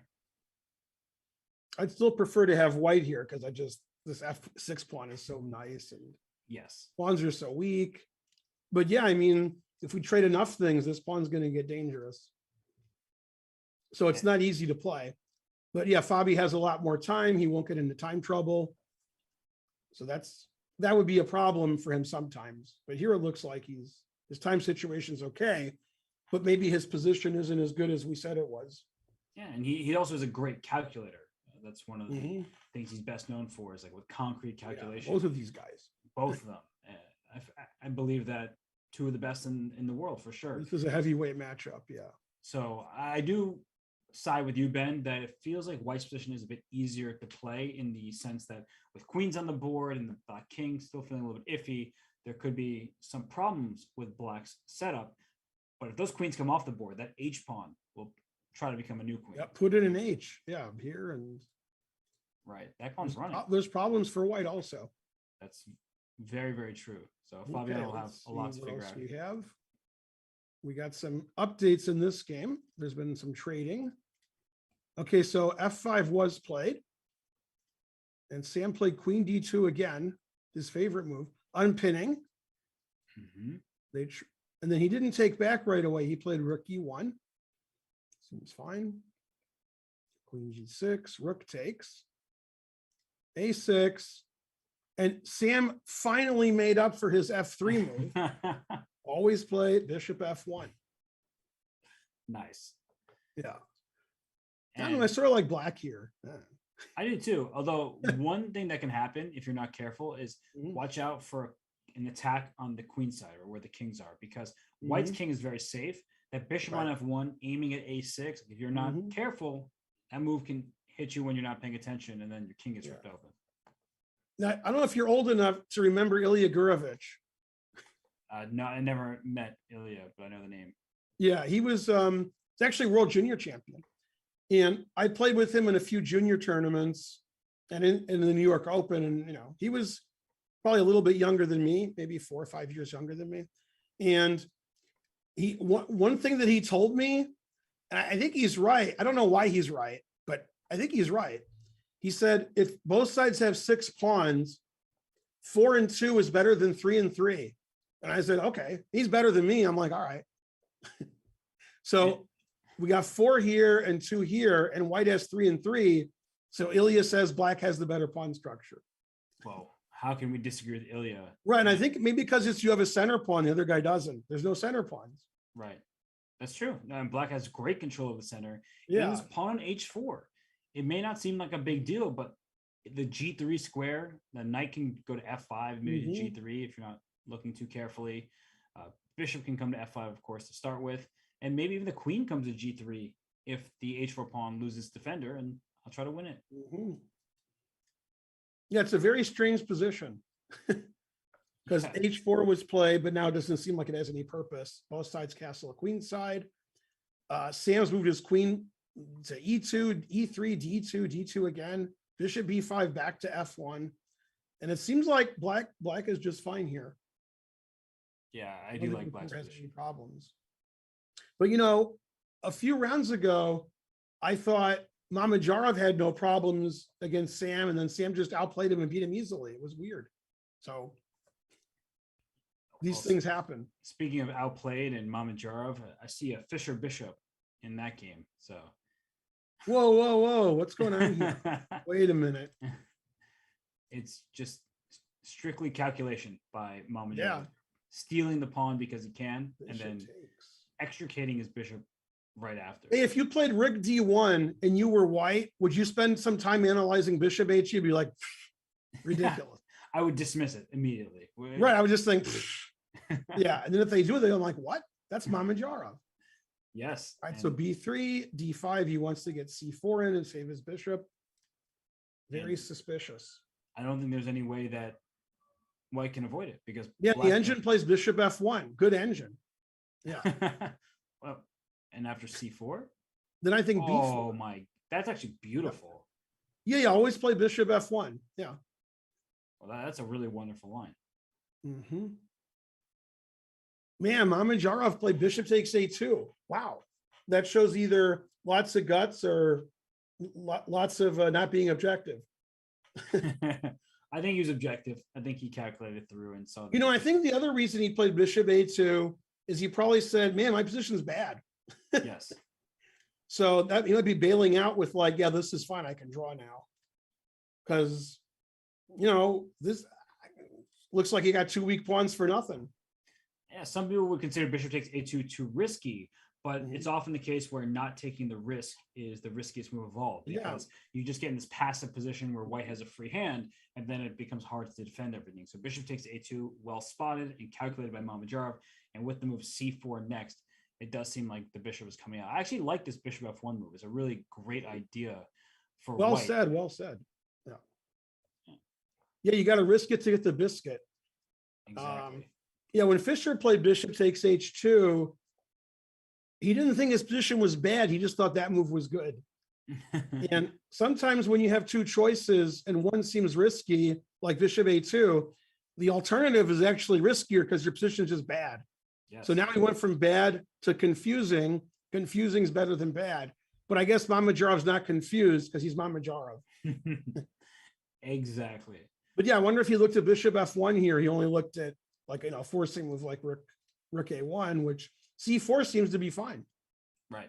That would just trade everything off and likely be an immediate. Yeah, because white doesn't have any luft. These kinds of, this kind of ending, black has like an extra tempo because white hasn't played H3 yet.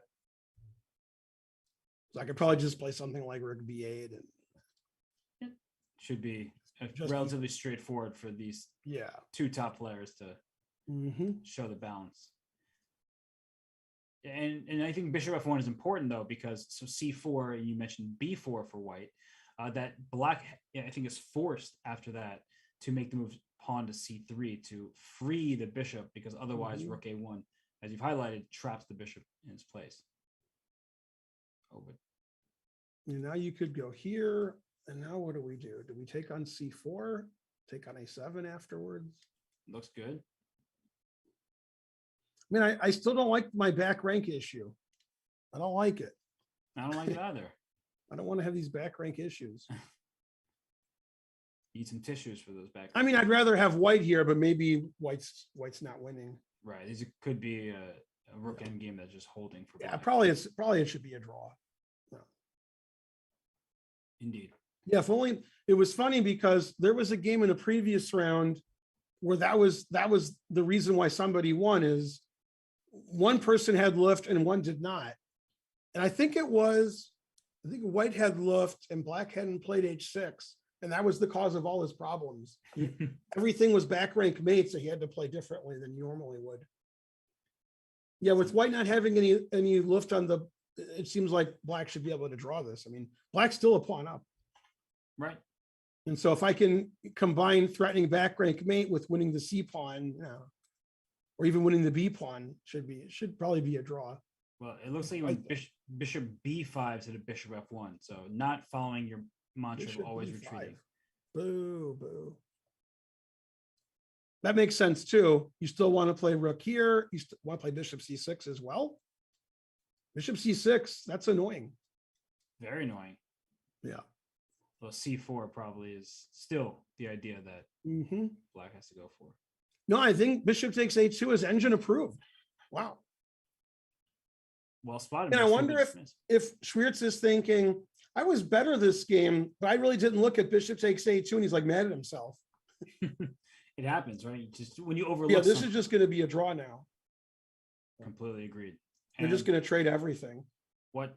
I mean, it's going to be a draw in the next 5 minutes. Yeah.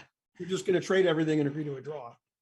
A game that has no clarity whatsoever. All three results possible is that game between Dominguez and Svidler, because Svidler finally has captured that pawn on H4 after White decided to strike in the center. Yeah, knight D8 surprised us. We saw that on the break, and we were like, knight D8, what? Always retreat. D4, good. Knight takes H4. This is great. All the games are always great. I love this tournament. Yeah, it's really fun here. A lot of decisive games. This game's totally crazy. I've said it before and I'll say it again. Chess isn't a draw and boring. That's only if the players want it to be. And if they don't want it to be, then we get all kinds of decisive results and everything's great. So chess isn't dead, but sometimes the players are, but not this tournament. And it goes to show when you have players of different strengths, instead of just having the top players in the world, you have sprinkle in a few players still at the 2,700 plus level and even 2,650, you get some more decisive games just because of the rating differential. And we see that in Tata Steel often, where there's the top players, Magnus plays. Then there's the Dutch players. Yeah, the Dutch players play in some others. And but the Dutch players tricked us this year because, it wasn't Geary who won. No, it was Van Fori. So I was like, wait, what? How's he winning? He should be in last. Played an amazing tournament, and even Niels Gardelius was in the lead or close to the lead for a couple rounds in the early going. Beat Maxime, for example. So of course, all these grandmasters can really play. They traded on E5. Takes. Okay, so Bishop can. I guess he could just take on E5 if he wants. And how is Black going to respond to that? Because the rook on H8 is hanging. I mean, never play F6, so I don't know. Do you castle? No, I was playing on my stream a couple of days ago, and my opponent had a knight on F7 attacking my rook on H8. And I could take like a lot of pieces, but I castled, which was the funniest move for sure. And I said, you know what? That might be the best move. I could actually have played king takes knight. And I castled. And we looked at it with an engine later. Castling was the best move. And you don't see that very often. When your rook is attacked, you don't think about castling. Like, when I was a little kid, I had a knight on F7 and my opponent castled, which I didn't see, and I was dead lost. I didn't see he could castle. I was like, oh, so that was bad. That's funny. Bishop takes and then castles if it happens. Yeah, I don't know if castling is the best choice, but you're right that when you see your rook's under attack, you see some problems. Like you don't expect to castle into the attack that is building there. But I guess probably castle is. I don't know what else. You do not want to play F6, as you mentioned, for many reasons. I only need one. Yeah, just never play it. Although that bishop, once it takes an E5, can go back to D4, which should hold White's king side together much better than. Yeah, stop this bishop from destroying us. Yeah. I don't know, Ben. Well, luckily for us, we don't have to come up with the answer just yet. We will let the players figure it out because we're going to take another short break and we'll return more as the action heats up in the 6th round of the Sinquefield Cup.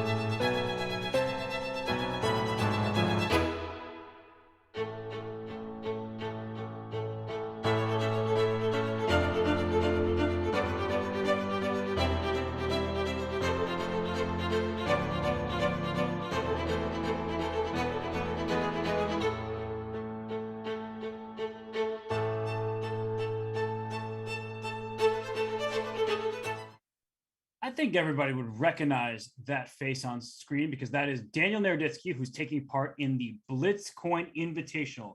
Starts October 27th and will feature 16 elite American players under the age of 25. Their prize will be 1 Bitcoin. You don't want to miss on the action, featuring Daniel Naroditsky and others. Well, Ben, we're used to seeing Ganya in the commentators booth alongside us, but he will be playing. And the players in the Sinquefield Cup, they're not playing around. They want to win this tournament. All 5 games still underway. As I look at the top left, Fabiano Caruana has not moved after Maxime pushed that H-pawn up the board 2 squares. Looks like there's a new situation going on between Jeffrey and Wesley, and the game between Dariush and Mamedyarov, that feels like the one that will end the quickest. Right. And I wanted to start with the Svidler game because after bishop takes e5, Black did castle. So there you go. He knows the castling rules. Well, if it's legal, you must do it, right? That's how that this works. position is, I'm very confused. Somehow I like white, but I don't trust myself. I like white because I don't trust Black's king side. Yeah, I agree. It's weird to have, weird to have no pawns anywhere around your king. Although at the same time, white is missing a pawn over there. The h4 pawn is gone. So perhaps that Black can unleash a quick attack and the king could be in some danger. That's right. Black attacks and there's no defense. Yeah, we both like white. Rook is really out of play on AA. The knight is not too happy. And man, if you trade these bishops, your knight can go to e6. You gotta watch those squares over there. You can get in trouble pretty quickly. So I think it's a tough position for Black, but he does have a ton more time. And Dominguez does get in time trouble. But you said before the broadcast that Dominguez is underrated and he's playing great and he's capable of beating anybody. And it seems like this game he's playing really well too. Very balanced and increasing his advantage and not being scared of stuff he shouldn't be scared of. And yeah, he's just playing great chess right now. I would say that the broader chess audience is not really accustomed to hearing his name. He had to go on hiatus for a few years while he was at the peak, right? He was at 2760, still is around there, and yet is a relative unknown to many chess fans out there. So he's a fantastic player, has a style that is hard to play against because he doesn't really take huge risks. He just has this boa constrictor-like style, which we saw against Fabiano Caruana. The game ended in a draw, but every single move felt like it was improving Lanier's position. And he made one pretty critical error, which allowed Fabiano to just survive that game, but he was in the driver's seat the whole way through. Yeah. All right, and we agree this game is going to end soon. Let's see if we're right. This is the Schwiertz against Mamedyarov. He played bishop a4. Now that I didn't consider. He really wants to trap that bishop. Yeah, he does. Rook b8. Man, it's gonna be hard to trap that bishop, but all right. Rook takes a7. And now everything is going off the board. Right, we just trade everything and agree to a draw. Although white still doesn't have any luft, but I guess if I play rook d7, rook takes d5, that should be good enough. Exactly. The line that Ben's talking about is a pawn takes b. Yeah, everything gets Yeah. traded here. And don't take on d5. Not all Uh-oh. pawns are free. No, but yeah, this seems pretty safe. Yes. That just takes the pawn in completely even position. The players aren't allowed to agree to a draw, so we'll see a funny repetition pretty soon. Yeah, I wonder how they'll do it, actually. Now, I'm not supposed to say this, but I want to give some dirt. Okay. Somebody asked a question on Twitter, which was incorrectly answered by the Grand Chess Tour account. I corrected it. And then Chris Bird chimed in. He's the arbiter. Mhm. And he said in one game, I don't know if it was the Blitz or this tournament, there was a knight versus knight game where the game ended in a draw, and you can't do that. But he said he allowed it anyway. Because both sides can checkmate the other side. That's right. And they just said draw, and Chris Bird's like, okay. But technically, he's supposed to say, no, you have to keep playing. Technically. Yeah, okay. Okay, that's so silly. Yeah. That's pretty funny. Well, Yeah, but they have to find a way to repeat. Otherwise, they got to play forever. Yeah. Yeah, this game looks like it's heading towards a very quick draw. But Ben, Yes. I want to bring our attention quickly to the Jeffrey Jean game with Wesley So, because Mhm. Wesley came up with a very clever response right there with that move. Yeah, Wesley will do that. So he Yeah. played h6, bishop h4, Mm-hmm. bishop a4. Attacking the rook. That wasn't on our radar, but yeah, bishop a4. That's annoying. Man, rook e1, he really had to go there. I don't know if he was If forced. you have to play rook e1, bishop a4 is a good move. Yes. Just Let's forcing the see. rook off the open Squares file. are all bad. D3 is ridiculous because e4 probably. Rook d2, I sort of like, but maybe that's not good. Maybe G5, even a knight e4 coming. The And G5 and knight e4. Also, knight's sort of hanging out to dry. I can't go back to d2. All right, so rook e1, maybe that's the best. E4. So he played very forcefully, Wesley. Bishop a4 threatening something, e4 threatening something, taking, every move forcing. yes. And, he And then trapped the knight bishop. b8 attacking the bishop, which is trapped. And attacking the d pawn. Yes.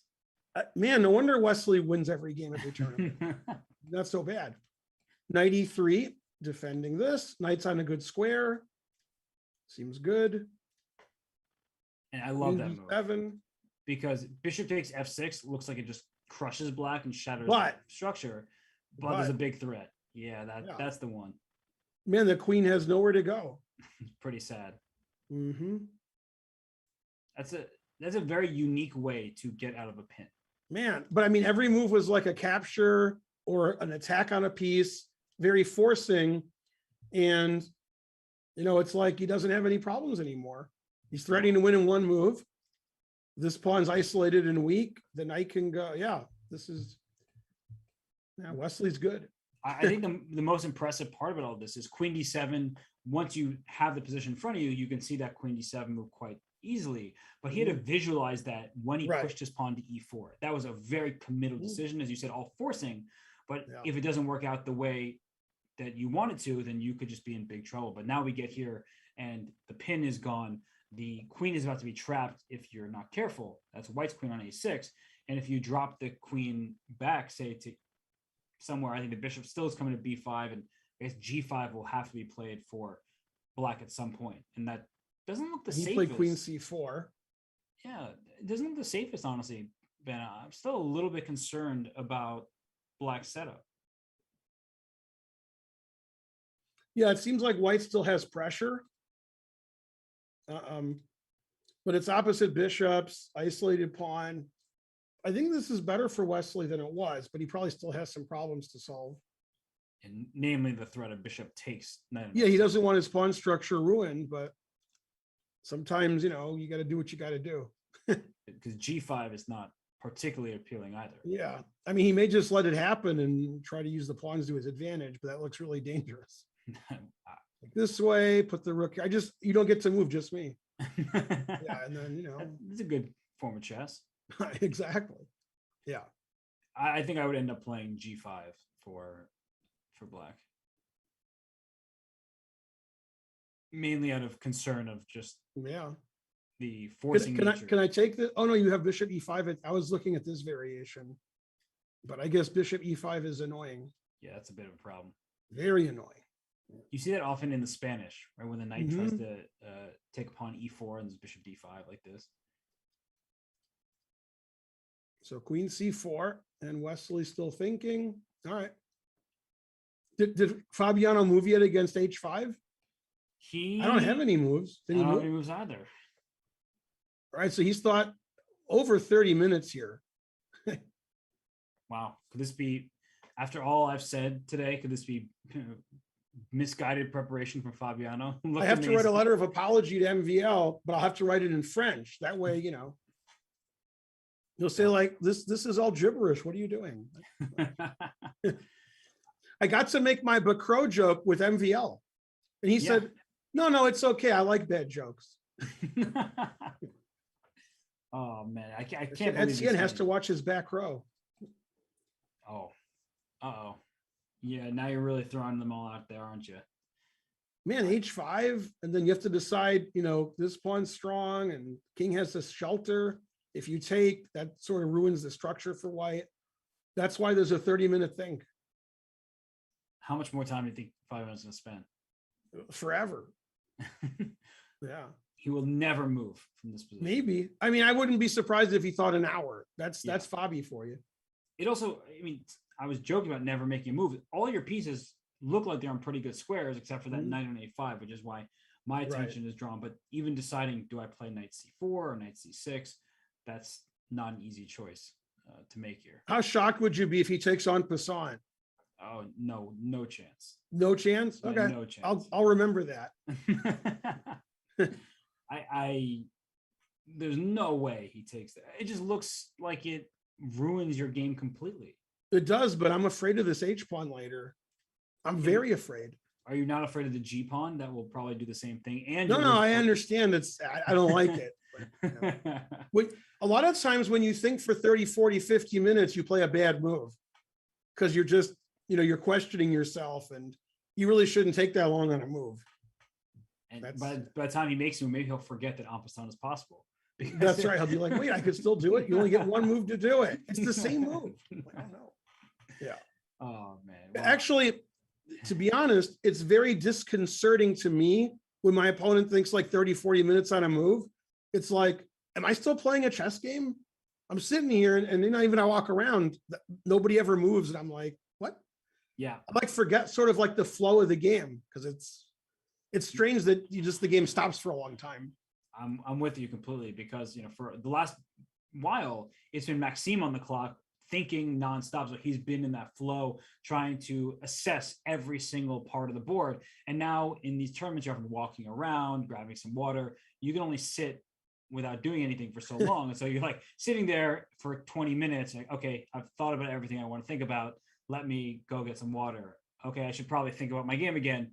But didn't I already think about all these lines? I got this under control. Let me go grab a snack. It just, yeah, it's hard to sit still for that long. But yeah, we haven't had a move here since before the last break. They're never moving. That's top level chess for you. Don't ever move. Never do it. All right, let's see what's going on. Did this game end in a draw yet? It did not. Rook takes, Rook D8. Is he playing for a win? I was going to ask you the same. Wait, but why would you play Rook D8 when this is just a dead draw? He's keeping outside winning chances alive. He's like, you haven't played H3 yet. I can play for a win. I don't know. Maybe he is. Maybe he's like, I'm better. Maybe he is better. I have a pawn on H6. I can't get mated. You could. If B takes C4 is White's best move, then yeah, Black will have the better bishop, which is funny to say considering the bishop has been entombed on A2 for a while, but it'll jump back to C4. Yeah, Mamedyarov didn't take on B3 because he doesn't want to draw right now. Wow. That'll show me. Yeah, you said my game's going to end in the next 5 minutes? No, sir. Yeah, Mamedyarov like, no, it's not. I'm playing for the win. Yeah. Well, that's what you get when you don't play Bishop F1. So you know how you asked me earlier, Ben, if Magnus Carlsen were playing with the same, I have the same thought. If Magnus Carlsen were playing the white side, C takes B3 would have been played instantly. And this game would have been drawn as soon as you asked the question. Oh, well. While we're speaking about Magnus is the best about doing that, where it looks like there's no life left, but he keeps the game going, and he has scored so many extra points in his career because he does that, rather than just acquiescing on the spot saying, yeah, it's a draw, whatever, it's fine. So I do think it's good to do that, especially if Mamadou believes that white has a few problems to solve right now. Even though I never thought Shaq would be the one trying to win this ending. That didn't occur to me. No, because his position, he had like all kinds of unfortunate things happening, and then now it's all fine. Got rid of his weak A pawn. His D6 pawn's not weak. The white bishop is probably just as bad as the black bishop.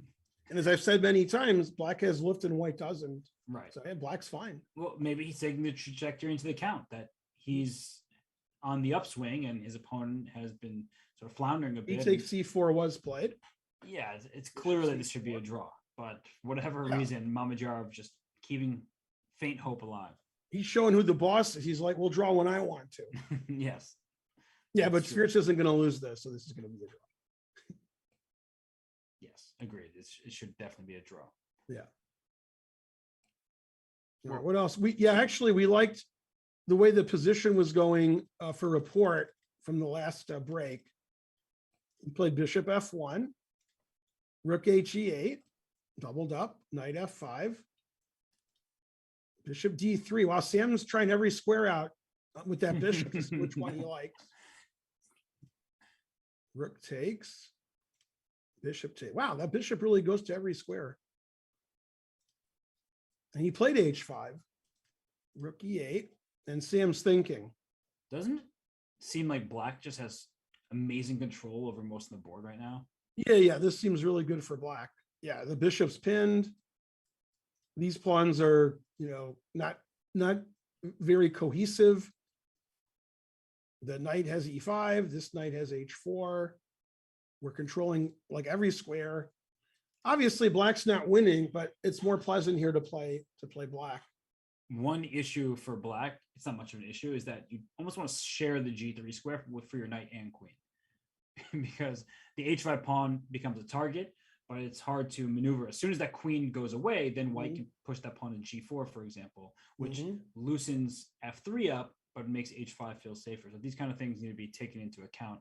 I do really like black's position here. I think that report is better. White has great control over D5 and E4. Those are the two squares of note that Shanklin has for himself, but most of the other squares, and the dark squares in particular, are under black's control. Yeah, I think we agree. We like black, but white's probably okay. Just we both want to have black here. Right. Yeah. I just could see white also losing a pawn in the next 6 moves. Very unusual play in the opening from report, and it's paying off. Queen F6, Queen E6, castle queenside. Like there's no problem. And no fear, right? Just playing. I don't think report has any fear. No, he plays a whatever opening, just a casual line that is not theoretical in nature. And now he has a better position with black. So he's doing more than you could ask him. All right, let me see if Dominguez did anything after castles. A couple of moves were made. Castles. He took on E6. Yeah, he wants to get some squares for his knight. So black has a big decision here. This looks terrible. And knight takes, the knight looks good, but you got to defend these squares. Right. You can take with a pawn. Wow. Yeah, I guess that stops the knight from coming in. Was sort of forced into that. Yeah, the engine likes it. It likes FE. Yeah, and now the knight, as you suggested. The knight can go to F7 bend. So even though E6 looks like a more natural square, I could see that knight going to F7 into G5. And yeah, the engine's not thrilled with Dominguez's trading of the bishops here. Because it opens this file, the knight can come in. It feels like a long-term ploy, essentially saying, now you've an isolated pawn, your king side is extended pretty far, my pawn structure is superior to yours, but I think that black gains so much in terms of activity and play down the F file and the knight jumping in that offsets the structural deficiencies. I don't like activating my opponent's pieces. Right. I mean, just opening the rook file for the rook. And it Yeah, goes this to seems show, like he's fine now. yeah, and it goes to show, Ben, that a lot of times we think that improving our pieces requires like a heavy piece and a rook to move, but actually trading on e6, just taking back with the pawn, well, the rook is activated just where it was sitting. So yeah, I'm with you. I think now Svidler has Yeah, I wonder what good he chances. what he could have done other than bishop takes e6. Could he just dropped his bishop in d4 without I mean, he could just take on a6. that too? He could move his queen. I mean, black doesn't really have a threat here because Yeah. this is defending this. I do wonder why bishop takes e6. I mean, Yeah, there are because the- he could have played bishop d4 like you suggested. I don't know if it's this position, but I don't know why he felt he should trade this first. Yeah, it just seems like it was an impulsive decision. or he really is just relying on the long-term Mhm. structural elements to his advantage, and he's just saying, I can, if we get to an end game, for example, I have the upper hand because black's pawns are all over the place. Yeah, I'm not the biggest fan of opening the F file, that's for sure. Yeah. So Now I'm gonna see if Fabi's moved yet. I see no move. The answer is no. No move. Man, he's been thinking a long time this move. Yeah, I mean a long time. an hour. Yeah, and whenever these things happen, and I'm watching the chat, which I sort of am now, the chat's always like, "Why is he thinking? Why do chess players think?" Man, Yeah, tough why do chat. they do that? Who would Yeah, do why are they thinking? Make a move already. that? Yeah, you can't find a good move. Yeah, I'm sure MVL's pretty happy now because when your opponent thinks for an hour, that means there's something they don't like. But now is definitely not the time to get too happy, because you start smiling and all that good stuff, and the next thing you know, you're still in trouble. So Yeah, but Fabi calculating for an hour, that's like if I calculated for a year. Man, he sees a lot in an hour. it's true. Is there some sacrifice that we're missing? Some kind of aggressive plan that he's aiming for? I mean, I only suggested two moves kind of offhandedly, knight c6 and knight c4, because I'm looking at the knight and saying that's the one piece that's not doing enough for me. But perhaps there are other moves that he's considering, and dealing with the H pawn has to factor into his considerations. Yeah. Man, that is, I never thought I would say that MVL is going to have more time this game, but he will. Honestly, I feel like I have to eat my words. I'm going to own them. Yeah. I was talking about the preparation and all that stuff. I still believe that Maxime could benefit from switching his openings. It's not just me. We've interviewed many top players who have said the same, but he knows what he's doing. And even when he doesn't know for certain, he is such a strong chess player that he can figure out on his own, which he has done in this game. And it's now a true fight. I would, for the next few moves at least, I would still take white. But if I no longer see ways to threaten black, then I'm just going to abandon ship and say, yeah, I know Maxime's position is good. I would take that side. H5 is a really good move. It is. That's excellent. It is for Let's sure. see what's happening here. Everything's always all zeros in this game.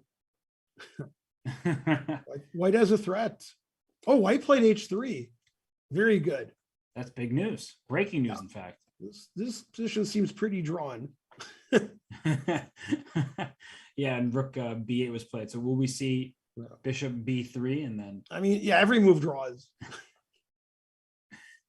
It's hard for this game not to be a draw. But you have to make the draw. That's to be a repetition, Right, yeah, you have to, yeah, you're not allowed to just agree to a draw. Yeah. Yeah, this game will be a draw, but yeah, it might be more than 5 moves, like I said, because they can't agree to a draw. Right. Yeah, once H3 is played, this is really drawn. Agreed. Good defense by Shaq by playing bishop takes A2. Wow. Speaking of wow, we're gonna go back to this Svidler game, because look at his last move. That's what I was going to suggest, except I didn't see it was legal.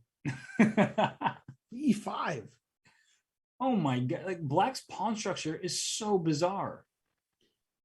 I think that move is just bad because of bishop E5. Just go back. I think it's just bad. Well, strategically, I mean, white has the C4 square. He has knight F7. Maybe it's not bad.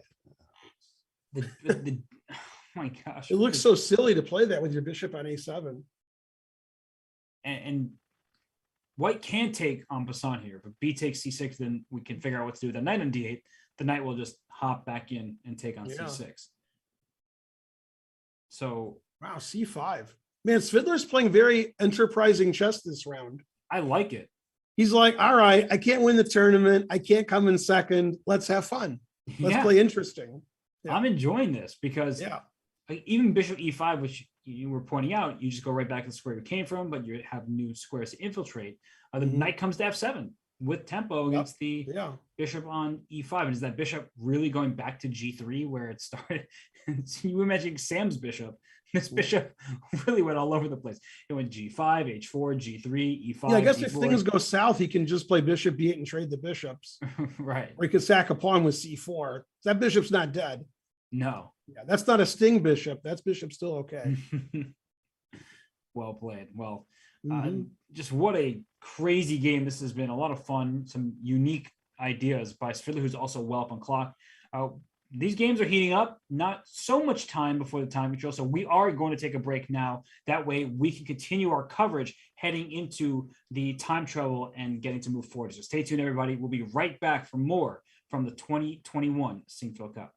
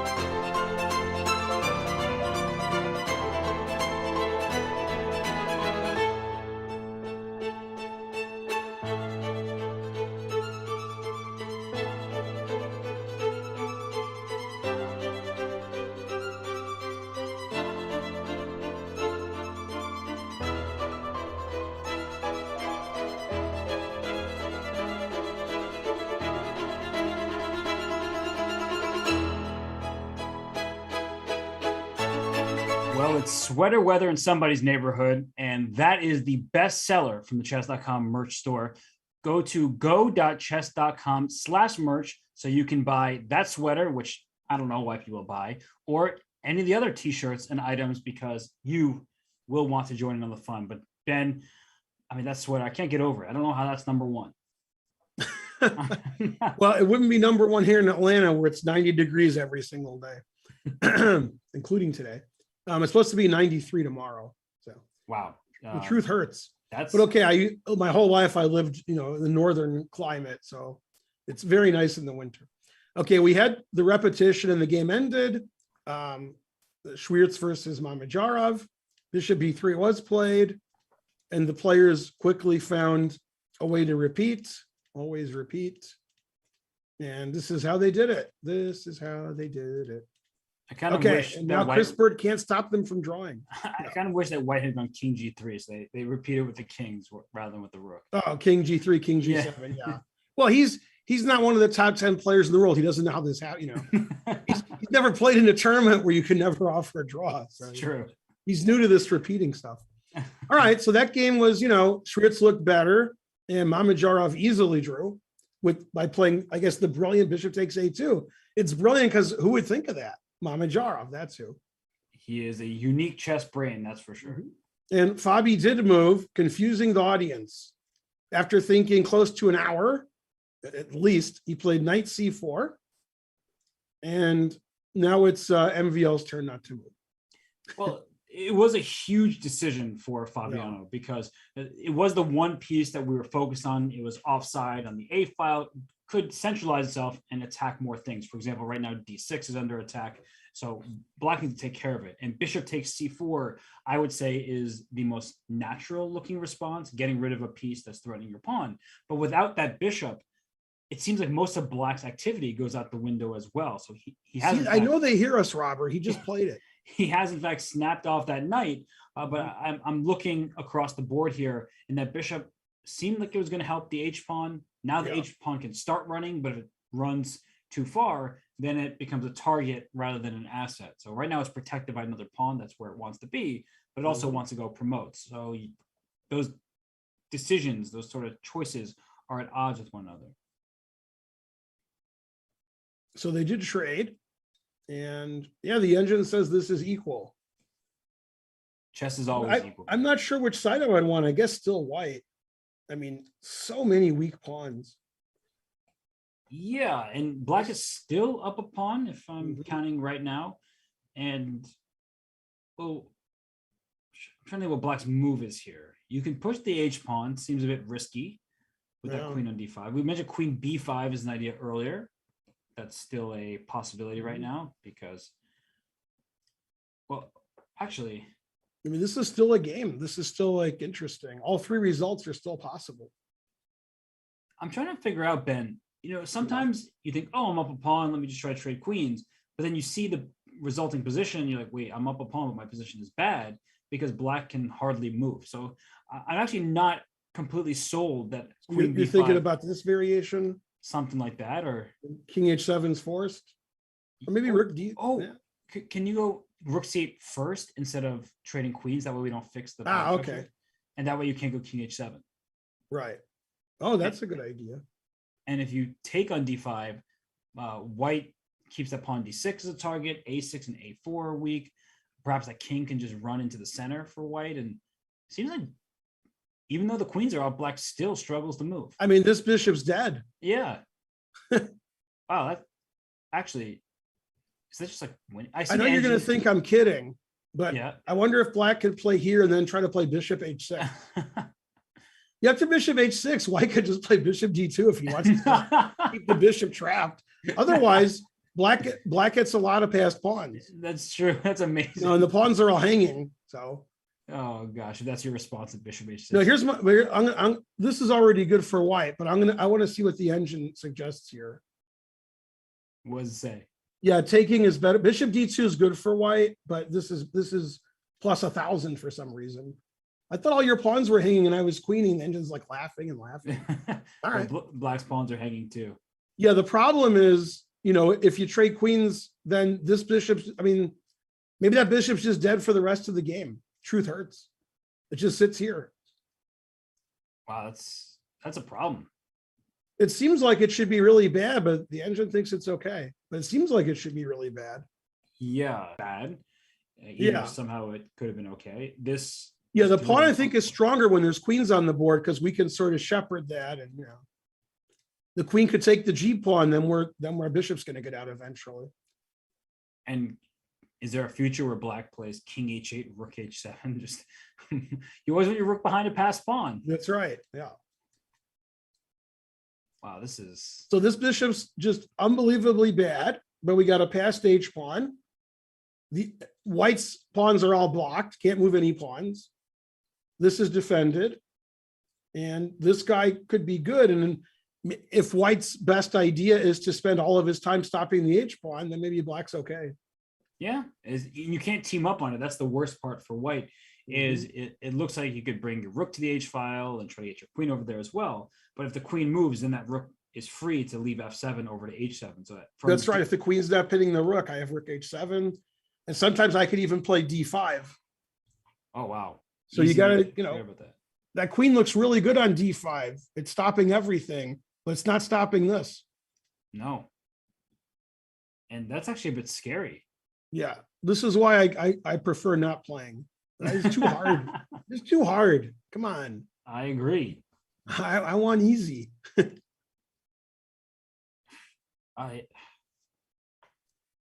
Let's see Jeffrey and Wesley, because a lot of stuff happened there.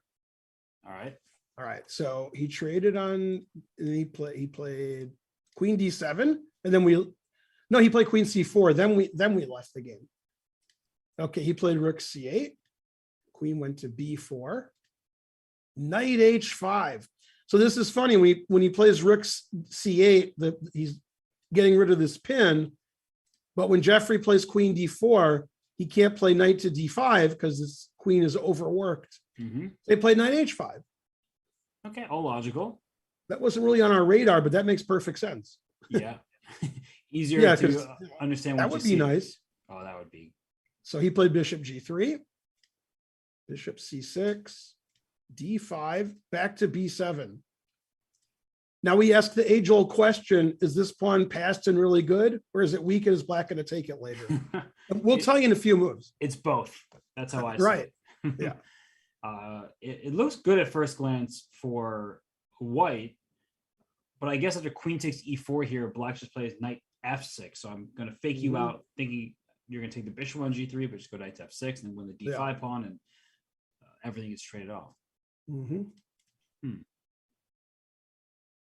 Very inventive play by Wesley to try to get out of his troubles.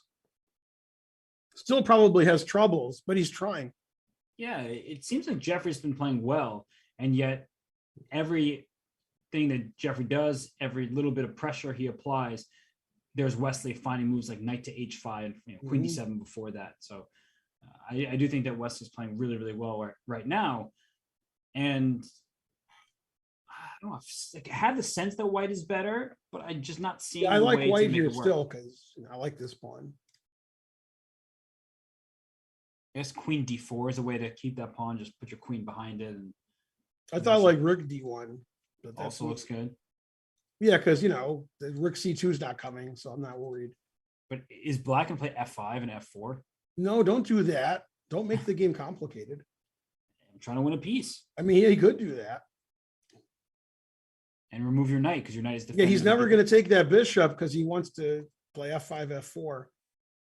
Yeah, knight takes G3 whenever they could have been played at some point, probably. He might play it if the pawn gets to D6 if he can win the D6 pawn. Right. But it's strategically bad for black to take that. Yeah, you want this pawn here, so you're blocking the bishop and attacking this pawn. And knight on E3 is well placed. That's why F5, F4. And that's why Wesley found all this stuff with the knight coming to H5. So inventive play by him.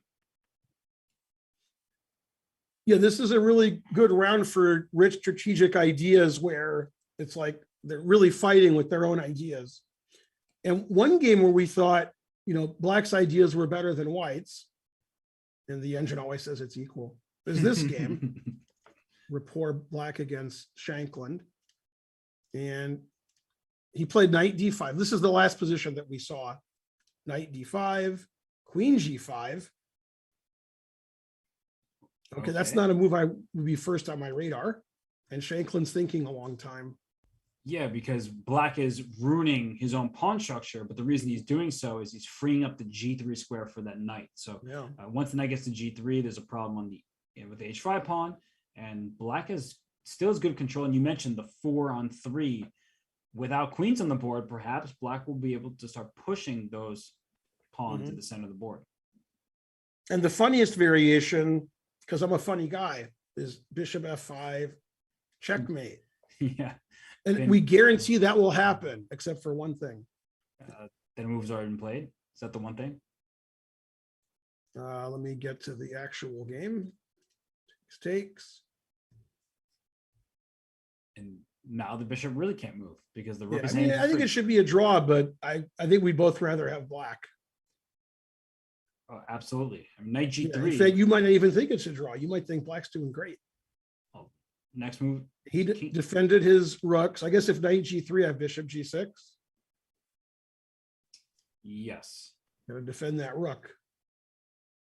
And that simply holds everything together. Yeah, because I need to keep the e-file under control. And if I trade rooks, then how am I going to get to the h5 pawn? I guess Sam found his way out of it. So maybe report with that queen trade, he was trying to get. That was a big decision, queen g5. That changed everything. Right. And not in a good way if you're report. Probably not. Yeah, this might be easier to hold than before for white. Man, these top players defend so well. When the other side has an advantage, they, like Mamedyarov, they're good at making it a draw. It's true. All right, let's try something. Knight g3. You said bishop g6. That Instead of was my trading rooks, expectation. can we go rook h8 and just try to go after that pawn? H. I'm going to go knight e5 next for black, and can I get away with this? Mm-hmm. I'm not positive. I'm just aiming. Yeah, I wanted to trade pieces, but I don't like if I play knight e7, you can play knight e5. Right. You're not really threatening knight here right now because I can pin the knight. But very true. Yeah, this knight on b3 has been really sucky the whole game. The good news is if the knight goes to e5, then the knight can come to d4. But you're right, that's been a problematic piece. No, I feel like white still has a few things to figure out. Yeah, white still has to, play accurately here.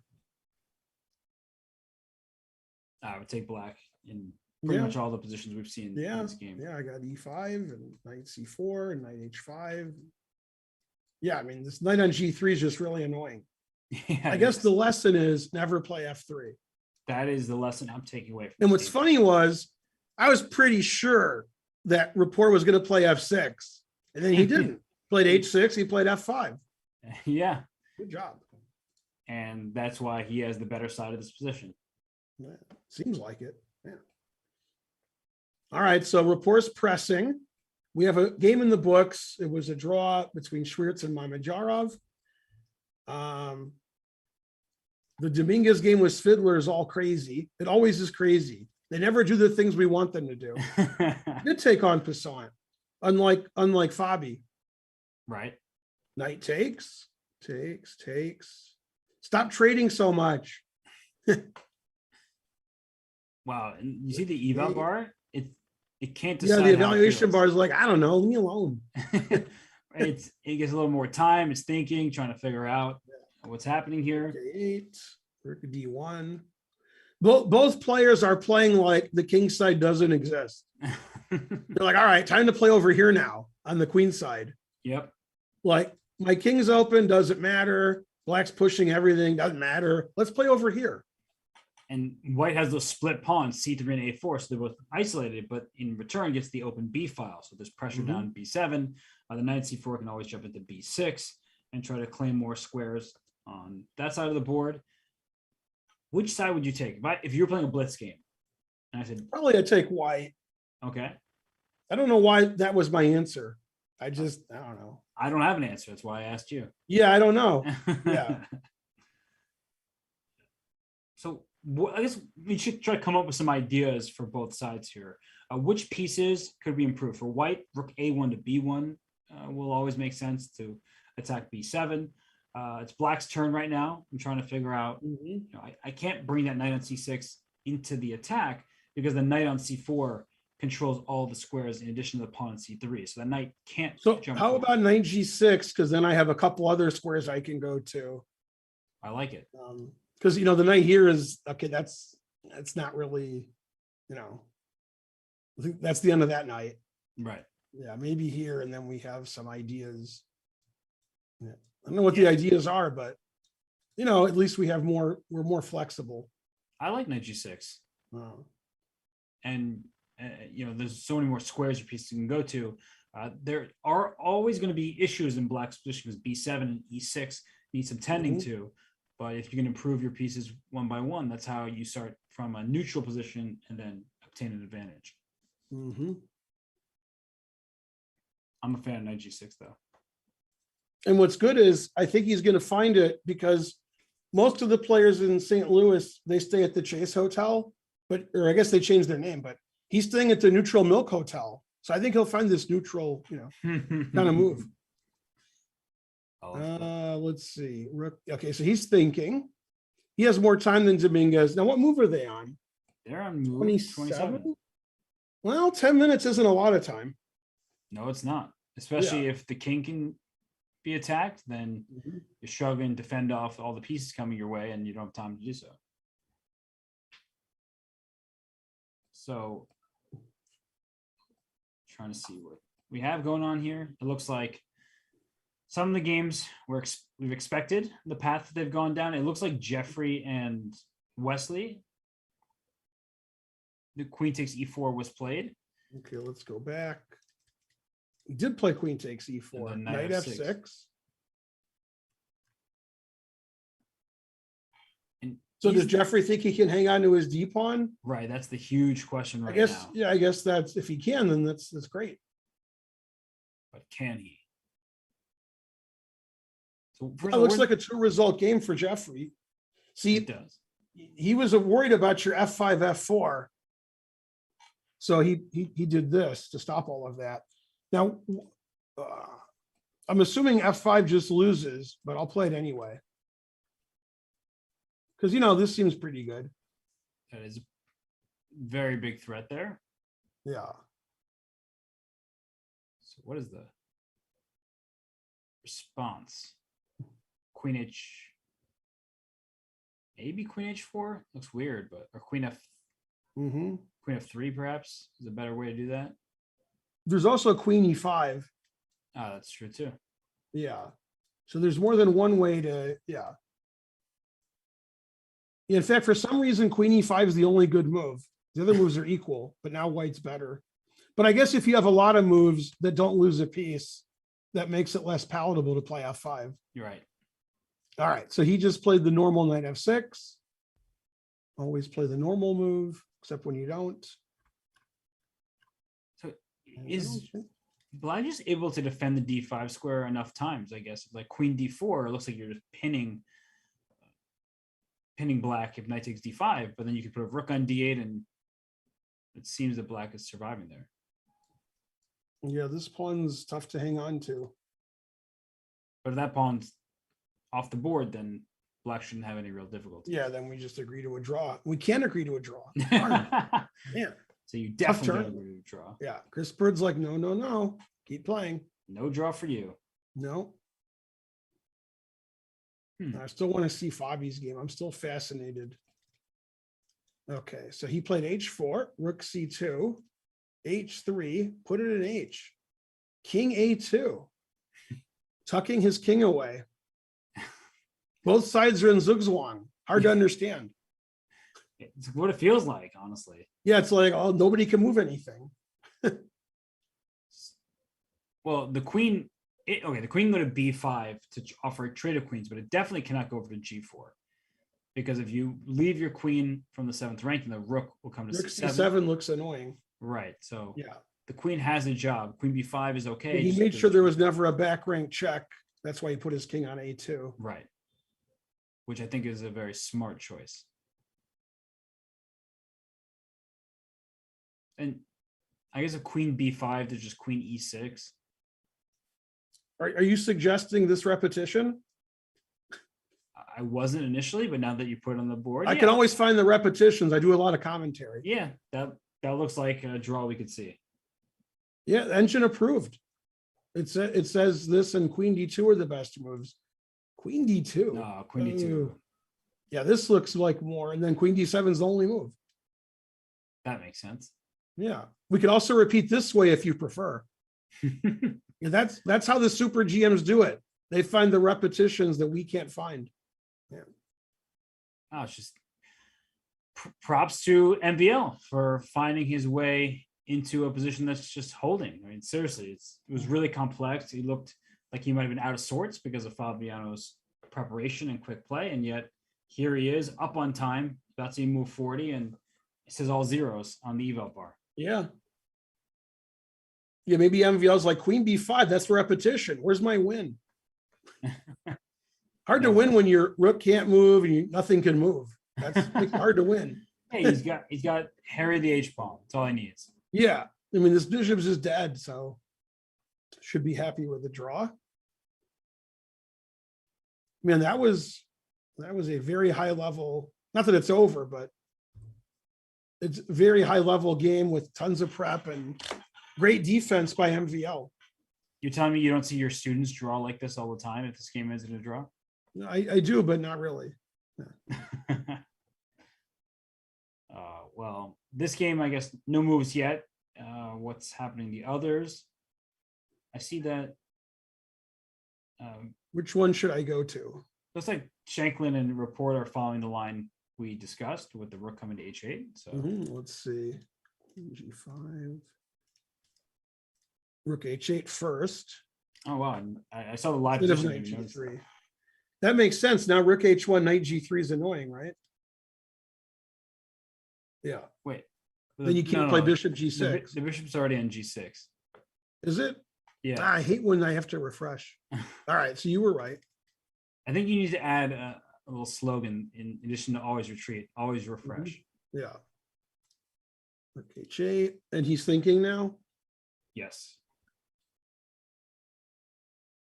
So black's next move looks like 95, almost on any white. Right. move here. Yeah. Looks good for Report. No, I definitely rather have black here. So yeah, Shanklin's going to have to find some way to like just make this a draw. He has to make it a draw. Ben, we've talked about in other games, but this game's made almost no sense. Black was very cramped. White had more space. Black has these double isolated pawns. We're in an endgame, and yet black's just been better the whole time.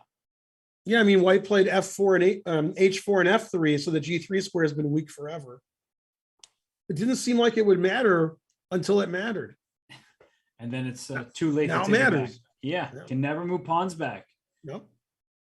And yeah, I think that Sam needs to prove that he can hold this game because that H pawn, while it's defended tactically for now, Ben made the point that if you take on H5, the rook comes to H1 with a pin, the move knight E5 is just looking to undermine all of white's pieces. The pawn and bishop need each other. See, this 4 and 2 is better because this pawn defends here and you can't go here. Go Ilya Gurevich. Yeah, and a pawn chain only as strong as its base pawn. Well, there's no pawn chain anywhere for white, whereas C7, very safe, B7, also very safe, and double isolated pawns. Who knew they could be so strong? Wow. F4. Wow, was not expecting Right before that. break, he plays F4. Wow. Now we can never go on break. Yeah. I get it. He was worried about losing a pawn, so he Yeah. says, your double isolated pawns, you can get rid of those if you'd like. Yeah. Yeah. Wow. I He mean, has to take. I assume he has to take it. so he can keep control of the. Hey, he E5 stopped sword. 95. Showed you. That's right. I You were said like, I'm 95. going to play 95 no matter what you do. Then F4. You caught me. You caught me. I definitely agree though that G takes F4 the knight will take back, and it seems like, okay, white has everything together, but let's switch that rook from h8 to f8, because the knight on g3 covered h1, it also covers f1. Yeah. Black's got a lot of good ideas. Absolutely. Wow, Wow, this knight on b3 is still no good. No, it's not. And that No. bishop on d7 finally can come alive. Yeah. You pointed the g4 square. I think that's where it's going to end up. The h5 pawn may still be lost. Yeah, and these pieces are just being used to defend the h pawn. Yeah, this is much better for black. f4 probably not so good. Probably hard to see without hindsight that black just switches his rook up because you're really worried about this pawn. Right. And then now you're really worried about rook f2 check. So Yeah. And the e5 you know, white square, just is defending and playing passively, and black has the initiative. where's the knight even go? Yeah, this is bad. I guess I could go to d3 just to dually stop rook f2 and knight e5. And bishop But this is G4. so passive. Yeah, bishop g4. You mentioned the Yeah. move. Yeah, this is just, I mean, white has no plan here. Both the knights are bad. I can't move anywhere. Wow, this is actually, like, it's surprising how much better it seems that black's position is, because we always liked black's position, but it seemed hard to break through, and white voluntarily opened the position up more to avoid losing a pawn immediately, but it may be just even worse now. And he went knight e5 instead of rook f8, so why not hop your knight into the center? This is really good. But Looks like this was played. Oh, he played knight e5 instead of rook f8. yeah, he'll save that up. He can He'll bring play his rook f8. f8 later. That's right. But for now, the games are really heating up. It'll be our last break before the time control, because there's only so much time remaining before hitting move 40. So Ben and I will be back shortly for more from the 6th round of the Sinquefield Cup.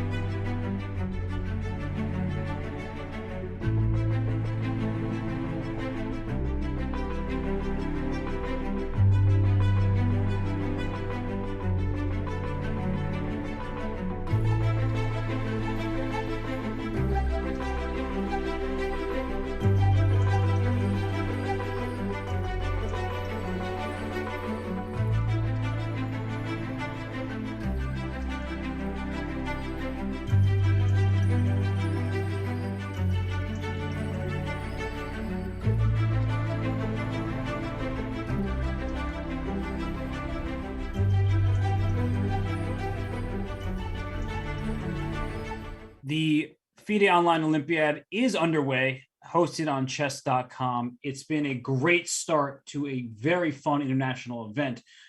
Teams have already made their way through to the next round of action. There were several pools. Teams from Hong Kong and from Kenya led their pools, in addition to the winners in groups. Pool C, I should say, from Angola. Pool D was won by Suriname, and Pool E won by Puerto Rico. So we saw some great action in the opening stages. It will only continue. The other teams joining will get stronger and stronger. It's great to see chess being such a universal game.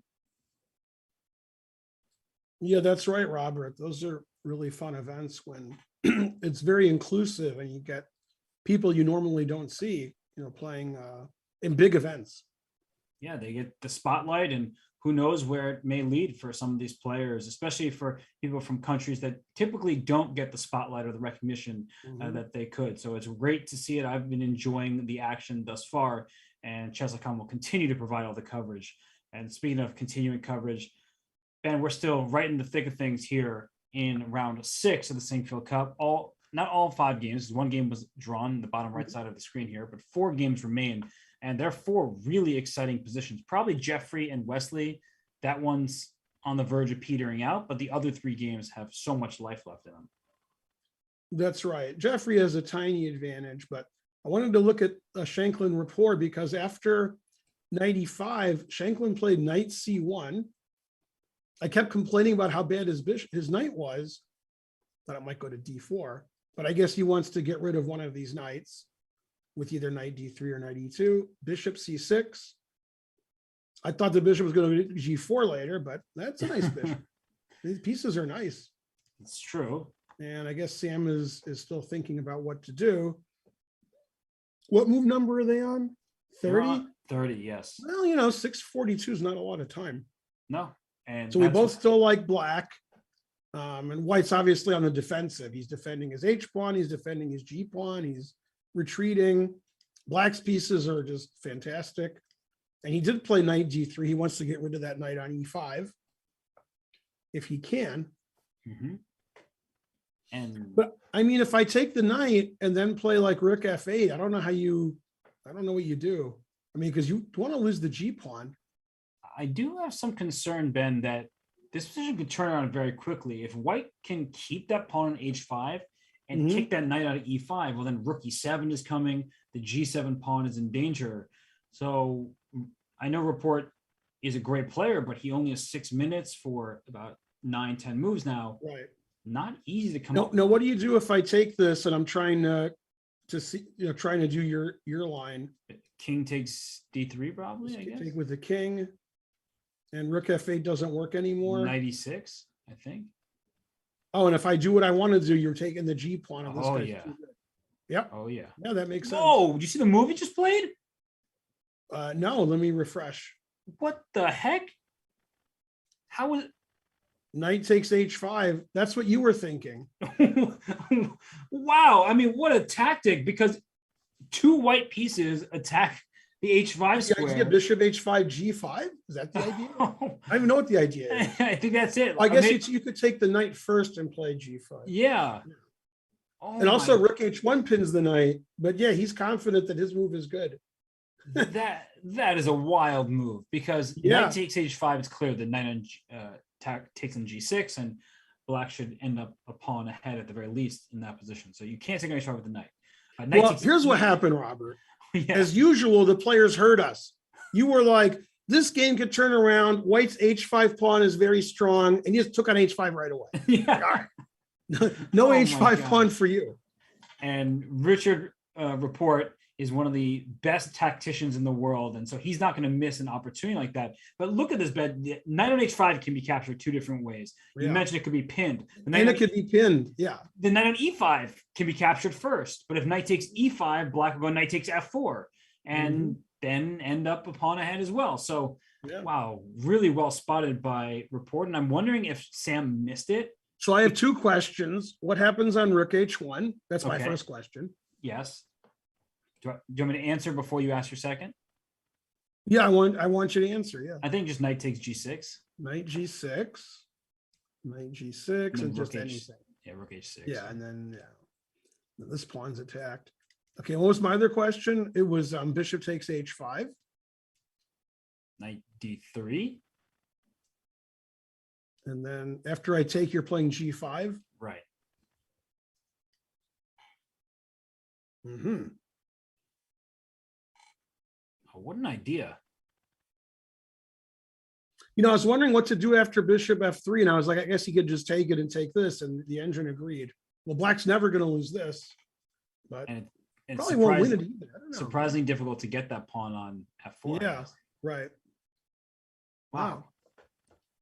And you just know, Ben, when someone hits you with a shocking move like that, you can either buckle down and, all right, I missed that tactic. Let me figure out how to adjust my mindset and hold the balance here.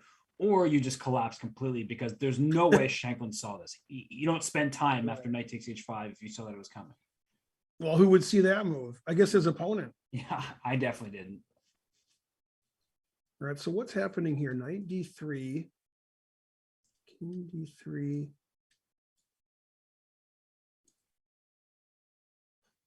Yeah, this is just better for black. Hanging I pieces. feel like it everywhere. should be a draw. I just don't see how it's an easy draw. Right, because you're only down one pawn, and if we get to, I guess to illustrate for people that if the G pawns came off the board and the minor pieces, we know that's a theoretical draw. That is not always easy. Garry Kasparov lost a game in that exact ending, just I guess colors reversed. Yep. Was that to Judith? I already forgot who it was. PK. Yeah, you're in PK. That's right. Yeah, I knew it was PK too. Yep, I remember that. Yeah, I met Jeroen in 1986. And then I saw him all the time because I lived in Belgium. And then I went back to the US and he quit chess. So that was the end of that. Yeah, he was a very good player. Oh, yeah. But Kasparov got his revenge when he played knight h1 in the King's Indian. Yep. Yeah. That's now that was a move. That's more than revenge. Yeah. Yeah, Kasparov got him good. All right. See here. It's claiming this is the position. Bishop takes, knight takes d3. Right. And Shanklin trying to figure out how to recapture. Yeah, Shanklin has to make this a draw somehow. Not sure how. Probably. How would you take on d3? I'm not even sure. Definitely not with a knight. That I can eliminate immediately. No, then I'm just down a pawn and my G pawn's weak. Yeah. So pawn or king? He has to make a move that doesn't take back so that we fall out of our seats. I don't see a move that doesn't take back because knight takes rook wins and knight takes knight wins. So this better be a great move if he doesn't take back. All right, so he has to take. Why would pawn takes be better than king takes? What's the reasoning? I don't really have any surprise. Yeah, probably king takes. Yeah. Makes more sense. Pawn takes just isolates another pawn. Yeah, it's king d3, g5, and bishop f3. Your suggestion looks like. Yeah, you think this is value likely? play. Which it does really feel like it should be a draw, but still some hope left for Rapport to win this one. Because of the presence of the f pawns, honestly. Without them, draw should be the result pretty easily. With them, a little bit more difficult because white would try to team up on that pawn. But if the king ever leaves d3, then rook h2 for black. So it's hard to get two pieces against that pawn. Yeah. Yeah, but this might happen. All right, let's have a look at the games because, something's happening. Something's always happening. He didn't play queen b5. He played king h8. This is one of your ideas, king h8, rook h7. He heard you. Okay. e2, rook h7. And now And Fabiano's thinking. What's that? Fabiano's thinking of how to continue here. Yeah, you know what? Can I do that or I can't do it? I guess I can't, unless I can. What do you I think? want to take this d pawn because when you queen, I want to checkmate you. Oh, yeah. That's a problem for the black king over there. Yeah, I'm not saying I will checkmate you, but it's fun. And you're promoting your f pawn if you're not careful as well. Yeah, this is fun because you might queen and win. You might get mated and lose. So if you do play H2,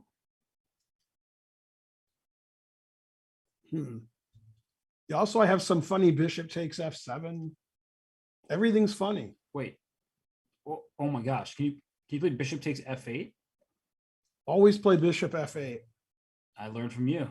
Yeah. And if queen take, rook takes D5, rook takes, queen, queen. and then rook D8. Yeah. Yeah. The engine says this position's a draw. Oh, I guess king G8, it says, is the only move. And it's a draw somehow. I'm trying to figure out why it's a draw. Some sort of repetition happening somewhere here. Oh, wow. It says check. And if you don't go back to G8, I take your rook. Oh, okay. That's Then that guy's pretty good. So white will Yeah. have to find a perp. Yeah. Wow. Yeah, I don't think that's going to happen. I don't think any of that's going to happen. Of course, it'll all happen, but yeah, that was a fun variation. The black's king is in really big trouble. So the problem for white is rook H2 is very passive. Yeah. But if you can stop the pawn first and then try to maneuver your piece second. But I think when MVL played king H8, he's like, I want to win. Maybe he saw queen B5 was a draw and he's like, no, trying to win this game. Yeah. And maybe there's a rook H5 later to get that G5 pawn. So I could see that. This pawn is annoying. Yeah, he just plays H5, H4, H3. He just keeps that pawn going up the board. No concern in It's the a tough world. pawn. Wow, this is great. And Fabi's like almost in time trouble, except he's not, but he's trying to get in time trouble. What move are we on? That's a good question. 38. So he has to make 2 moves, which isn't a lot, but if you told me an hour and a half ago, Fabi would have less than 7 minutes for 2 moves, I wouldn't have believed you.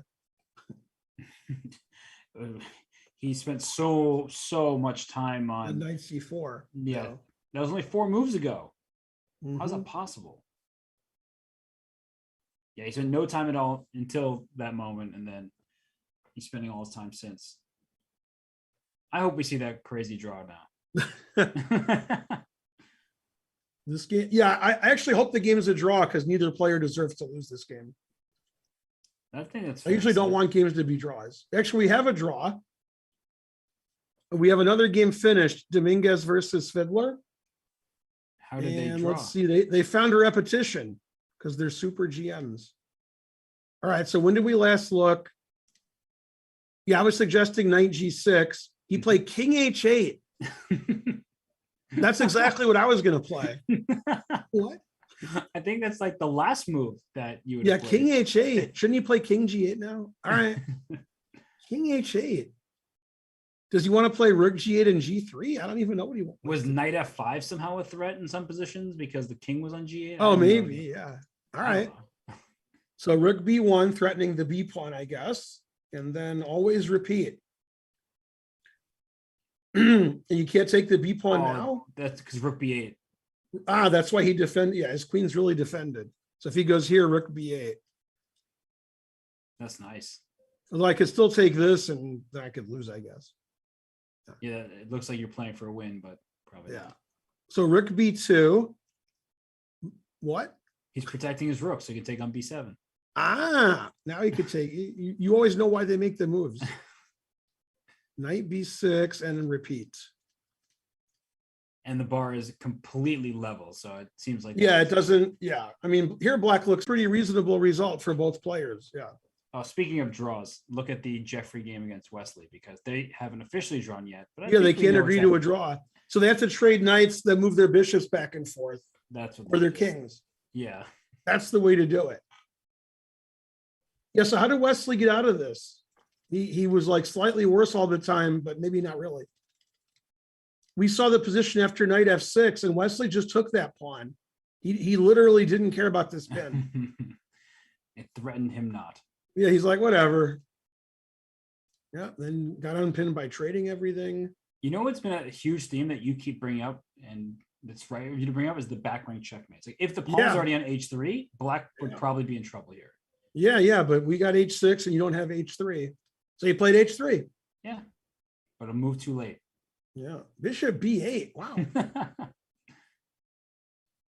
Man, looks like there's some winning trick here for white, but there's not. But it looks like there is.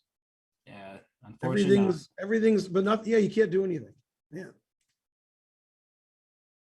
Yeah, now it's all safe and sound, and the draw is to be agreed, and whenever they can. Yeah, they figure can't out agree ways. to a draw, but maybe knight f5 and here. Knight c6. And Yeah. well played. All right, so we're gonna have a lot of draws today, but a lot of excitement. Are we We gonna could have five draws? draws. Yeah. We could have 5. Yeah. Bishop b8 again. Okay, so bishop b8 hitting the a7 pawn, but I guess a6. Put your pawns on light squares, and Wesley will show his deep understanding and sack a pawn, except he won't. probably a draw, but not what Yeah, you he want won't to do that. No reason to. No. All right, I want to see the Shanklin game. He did take it with the king.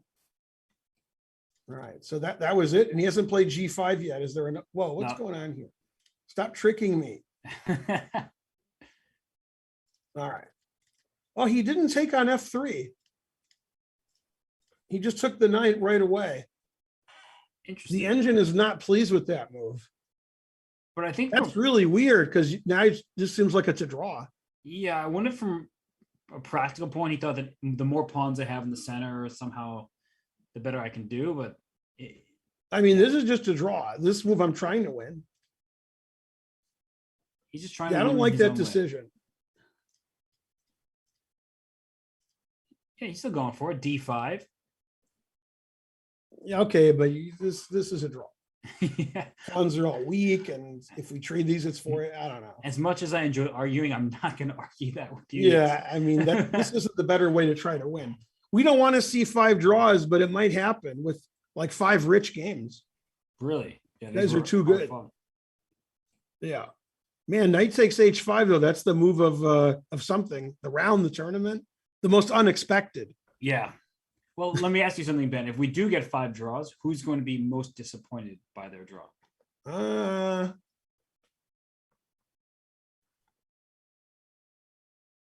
don't know. I maybe Fabiano because he out prepped him and had a huge time advantage and he couldn't do anything. I don't see anybody who should be really upset about it. It seemed like the games were, pretty reasonable. I would say Maybe Dominguez.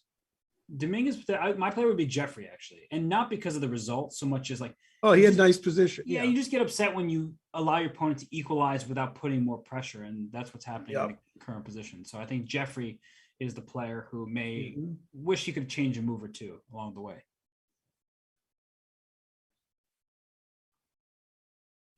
Yeah, this is not going to have a winner, that's for sure. Okay, let's see. Has he moved? He hasn't moved yet after bishop b8. And he took on d6. Fabi has less than 2 minutes. Yeah, but he hasn't moved after rook h7. He took on d6. Okay, good. Otherwise, okay. So did they make time control? Yeah, they made time control. Took on d6, and we didn't see h2. Boo, boo. Takes. King there, and now we have a draw. Yes, right? we'll see rook d8, rook d7, exactly. Yeah, and then that's a draw. Otherwise, this guy's pretty good. Yeah, that pawn's pushing, and then rook h5, and this isn't a good way to try to win. Passive defense. It might even draw, but I doubt it. Ooh, that's you're just gonna be down a pawn, and maybe you can hold, but no, this has to happen. Yeah. Okay, so this game, man, MVL's good. He's real good. Yeah.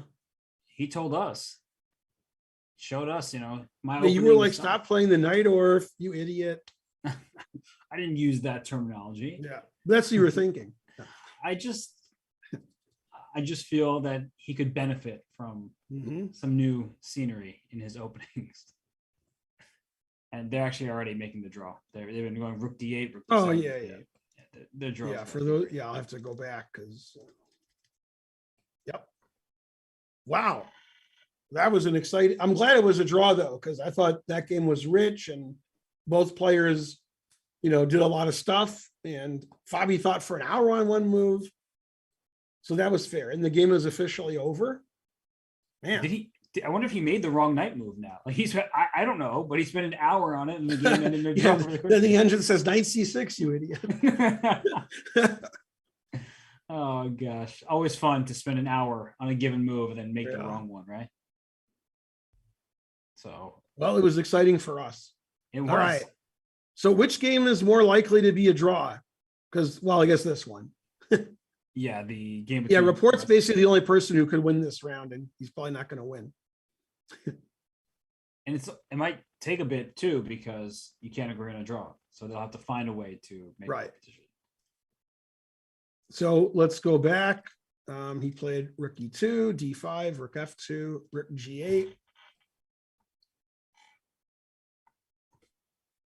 I'm now trying to find the quickest repetition because Because the engine says every move draws. So we know what the result should be. So yeah, how do we make it happen? Okay, I got one for you. King e2. Yeah. Where? King e2. Okay. You have to stop king f3, I think. So you go rook g3. Okay. I go king f1. And then rook g4. Yeah, there we go. Yeah, good job, Robert. Very good. I've been working on it. Trying to figure Well, out. after king here, I could play rook h4. But then you free up the white rook. And Yeah, I then- mean, the rook's terrible, and my rook can wreak havoc and stuff. Yeah. Actually, black could end up losing a position like that because You drop could your if you F1. lose. Yeah, you could lose the f pawn, then you're going to lose. Yeah, that's right. Yeah, so rook g3. Yeah, that's good. You did a good job there. Yeah. Thank you. Yeah, this game it says every move is all zeros, and in Wesley's game it says every move is all zeros. I mean, those were 5 really exciting games to end in draws. That's Yeah. It shows you chess is a draw, but man, you gotta. That's the thing is when people complain about the result, like you have to watch the games because Yeah. Winning and I think losing Schwert games- should be more upset than Jeffrey because, I mean, Mamadjarov drew that like it was nothing. That's true. Like it wasn't really like, yeah, okay, you can't beat me in this position. That Yeah, is but true. Report played knight takes h5, which was shocking, and Mamadjarov played bishop takes a2, which was shocking. Which was more surprising. Yeah. Well, I think knight takes h5 is more surprising. Yeah, come out of Defended absolute by nowhere. everything. Okay, so he played king d4, rook g5, stopping king e5. Mhm. After So- king c5, how does black ever win? If white does nothing, like rook d2, rook f2. Then I'm play rook e5, rook e4, and checkmate you. You're going to checkmate me. But what if I play b3 and stop it? Yeah, then I got nothing for you. You got nothing for me, man. Yeah. Okay, so I'll play rook e2, but then I run out of moves eventually. well, king c5 was played, Yeah. of course. Mm-hmm. So king b7 seems Yeah. quite natural. I mean, I could also play c4 and chill, and True. and then just not move my rook back and forth. Never make another move the entire game. Yeah. No, I mean it's obviously a draw. Yeah. Right. Terrible pawn structure, better king. Yeah. It's a great king. Yeah. Yeah, Rapport just like had an advantage and Sam made it a draw. That's what he's supposed to do. Well, with the white pieces, probably shouldn't. Yeah. It should be roles reversed, but yes, Mhm. Sam. No, obviously he's unhappy with the result of the early middle game, but when his Yeah. position was bad, he drew, comfortably. That's true. He never got out of hand. He was always within the threshold to make Yeah. the draw, and he honestly didn't sweat too much, even after likely missing knight takes h5, which was a great Mhm. tactic. Yeah. And have Wesley and Jeffrey, they haven't decided to draw yet. They can't because, Okay, so they made moves a6 and bishop c7. I almost feel like Jeffrey's trying to win. Yeah, but He's not going to win. No, he really is not here. Yeah. You think they could make a repetition knight d5, bishop b8, and then just go back? Yeah, but to where's the E7? repetition after that? The knight back e7, bishop back to c7. All right, now we're sounding punch drunk over here. Maybe it's time for a break, Robert. Yeah, sounds about right. We have reached time control. Yeah. The last two games, they should be a draw, but mistakes do happen. We don't expect them to, but it's possible. But for now, Ben and I are going to take a breather. We'll be right back in a few to wrap up the 6th round of the Sinquefield Cup.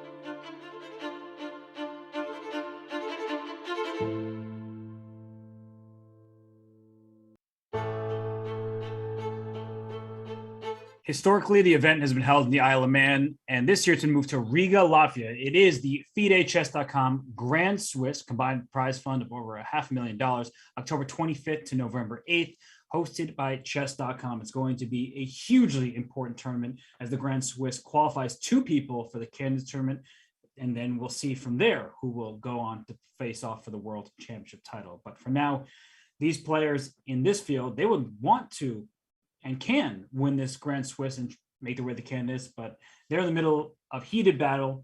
Ben, 2 games left. Which one is going to end in a draw first? Oh man, I don't know. It'll be a tie.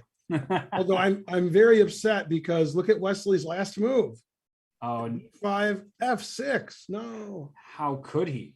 His position's so good he can play F6. That's how good it is. Yes, well, He wants to have his king up and trade knights and find some repetition. it does make sense because the king otherwise was stuck, and if you went king f8, bishop d6, now you have to calculate a whole new set of ideas with a bishop versus knight ending potentially. So I do like the move, even if generally speaking we are very against it. Yeah, this doesn't really weaken the white squares. we got those under control with this dark squared bishop and our white squared bishop. All is handled. Yeah, and then this game is incredibly drawn. I guess they're going to repeat first. Yes. Yeah, he took on f4, check, and everybody took everything. And yeah, hopefully they keep, yeah, here we go. Now that's a repetition. Yep. All right. So I guess this game ends first. They found a repetition. Good defense by Shankland. And yeah, I mean, the games were pretty good. Nobody was ever like +2, +3, +4. There weren't really any blunders. There were just some nice moves like knight takes h5 this game, bishop takes a2 in Mamajarov's game. Some incredible prep by Fabi, which MVL did not succumb to. And yeah, and this game has ended. It's a draw by repetition, or as people in my chess club like to say, by reputation. Drawn by reputation. I was like, yeah, they are pretty good. Impressive. Yep. So 4 draws in a very drawn position. Wesley defending, man, these guys defend great. The engine says, hey, you're worse. And they're like, all right, let's make the game a draw. Mamajarov drawing easily, Shankland pretty easily, and Wesley So, worse most of the game is holding on. He is indeed. And wow, I'm really curious. I keep racking my brain and thinking about this Caruana MVL game, and nothing specific, more so how much of this did Maxime have in his computer, in his preparation? Was he just trying to recall it? Is that why he was spending time? For Fabiano, was knight c6 instead of knight c4, which he spent an hour on? Was it a missed opportunity, and could he have played for an attack and a win at that stage of the game? So I wonder, if the players are just like, that was a well-played draw, we're cool with it, or if for Fabiano, he feels like he left something on the table today. Yeah, he probably feels that way now that, I was better and I out-prepared him, but then I must have let something slip. He probably thinks that. It might even be true. Yeah, it requires extensive analysis into that game.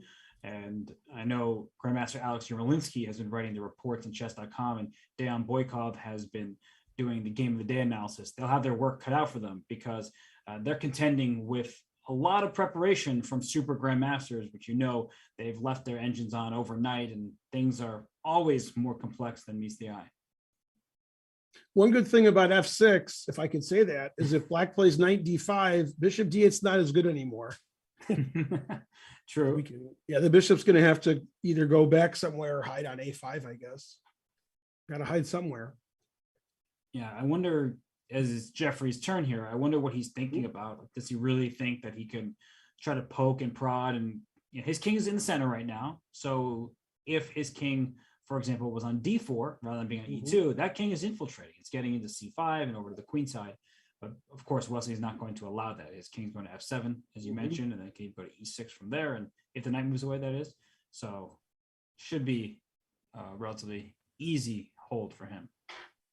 Right, yeah, the engine says every move draws for both sides. Obviously, it's preferable to have white because we could try to attack this pawn. Our king's closer to the center, but 3 against 3, 2 against 2, opposite bishops. Wesley has black. It shouldn't be a big problem for him. No, in fact, this is a successful day for Wesley So, not even just because of his own result, where he held the top position, but because the standings, I should say, they remain the exact same. Nothing has changed. He's looking like he is on his way to winning The Grand Chess Tour is looking like his. Yep. It certainly is. And we can bring up the cross table. Of course, there is one game still remaining. Those players have 5 games played, while the others have 6. But Maxime, Lanier, and Wesley will remain in first place. And for Wesley, he's inching closer and closer to the 2021 Grand Chess Tour title. Yeah, amazingly solid as usual. And I guess if he wants to play for a win, he'll wait till he has white. Or maybe he won't. Maybe he'll draw those games too. He did that against Rapport in round 5. Surprising. And you know what this is? Jeffrey just wanting to hold us here. Make sure that we get our workday, our fill-in. He's not allowing us to just end the show and call it a day. He's the younger player. He's going to make his opponent, get tired and so forth. I don't think Wesley's getting tired. Should I send Jeffrey's dad a message being like, hey, come on? I honestly think it's good, though, that Jeffrey is in the spirit to play. Even if the game is going to be held 99% of the time, there's that one time where it happens where Black makes a mistake and White gets knight into c5 and makes some progress in some manner. But I think it's just good, generally speaking, for younger players to have that fighting spirit rather than just, all right, now let's make a draw. I got trivia, but the answer might be wrong. Okay. But because I just made it up. Which American was the last in St. Louis in the same tournament to beat Fabiano Caruana and draw Wesley So? Zviad Azoria. Damn. I guess my answer was right. That's correct. And he also beat Nakamura, but Nakamura's not here. Yeah, that was. Yeah, Zviad Azoria. Yeah, that crazy was run. He went 2.5 out of 3 against those 3.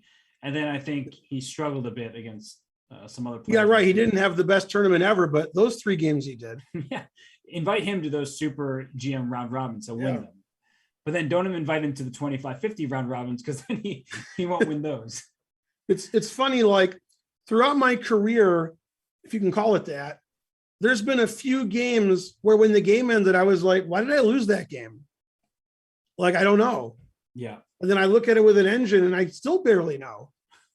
And one of the games was against Azoria. So I was like, man, this guy must be good. He beat me, but I don't know why. And that was a long time ago. I lost to Gureyev in Vegas.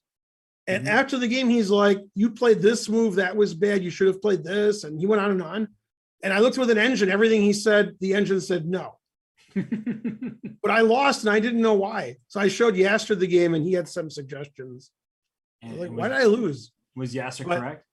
Yeah, I mean, these guys, Yasser was more correct. Yeah. But this round, I mean, they're all going to be draws. And it looked like a few players were in trouble. We thought some games would be decisive, but unlike me, when they have a worse position, they somehow make it a draw. Incredible. That is an essential skill at the highest level, because losing happens to everybody. But if you can make sure that you only lose a couple times a year, it's likely that your rating is going to be closer to 2,800 than 2,700. Magnus is really insulted now. I gotta send him a letter of apology twice in a year. What is it, the worst year of my life? Hey, well, Magnus lost in Tata Steel. He lost to Yesipenko. Yep. And did he lose another?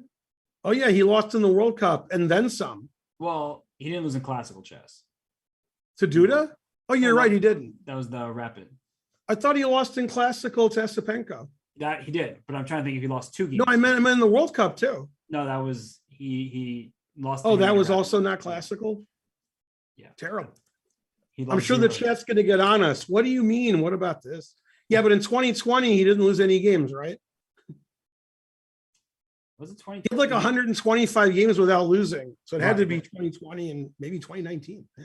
That streak was. Now, 2019, he lost to Rapport in the or was it Duda? Duda. Yeah, he loses once a year. Yeah. So absurd. Twice a year. He's never been so insulted. I lose once a day and he loses once a year. Yeah, that's right. All right. No, my only claim to fame, which I don't know if it proves that I'm good or that the state of Georgia is bad, probably both are a little true, is I've lived here for 5 years and I've lost one slow game. And it was black against Komsky. So that's understandable. Yes. Man, did I lose that game. Man, I got beat on the clock, on the board, and the analysis before the game. Man, yeah, that was horrible. It was the last round too, so I didn't win any money. But that's the only game I've lost in Georgia. You try not to lose. Yeah. Well, this tournament, a lot is at stake, rating points, but also big prize fund. Should show everybody that first place is worth a cool $90,000. So right now we have 3 players atop the leaderboard. That's Wesley So, Leonard Dominguez, and Maxime Vachier-Lagrave. If you can win one game down the stretch while your other competitors draw, you could win $90,000 clear first. That's a good first prize. Yeah. I think even if they split the money, they won't complain too much. The tie breaks are sometimes hard to understand in chess tournaments, but here it's head-to-head score among tied players. So if you beat somebody in your score group, Leonard Dominguez did defeat Maxime Vachier-Lagrave, so he's ahead of him in the tie breaks, and then total number of wins. So winning and losing is better than drawing all your games. And I'm not going to get into the SB score. That's it's funny in the World Junior that Joël Lautier won. I'm not sure you were born yet. I think it was in 87 or 88. Was not born. Yeah. So Lautier won the World Junior. He tied for first with Ivanchuk. And the tie break was most wins, like you said, which also means most losses. Yes. And Lautier had 9 wins and 4 losses. And Ivanchuk had 5 wins and 8 draws. So Lautier wins. Yeah, they did. I guess either Ivanchuk beat him or they didn't play. Probably Ivanchuk beat him. But yeah, the first tiebreak was most wins. So he became the World Junior champion. He wasn't that highly thought of then. Ivanchuk was already well known. Then Lautier was getting sponsored in France, played in all the Super GM tournaments, and became a Super GM.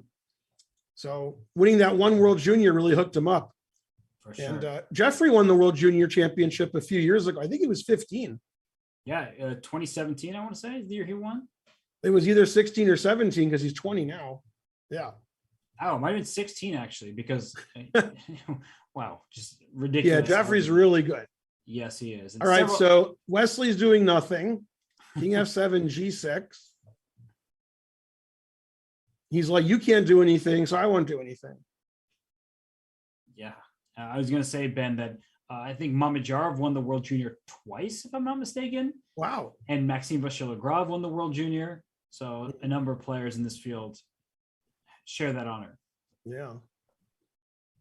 Yeah, the World Junior, that was the big event when I was a kid, but now there's all these World Youths, so it's good to win those tournaments also. There's a lot of great junior tournaments.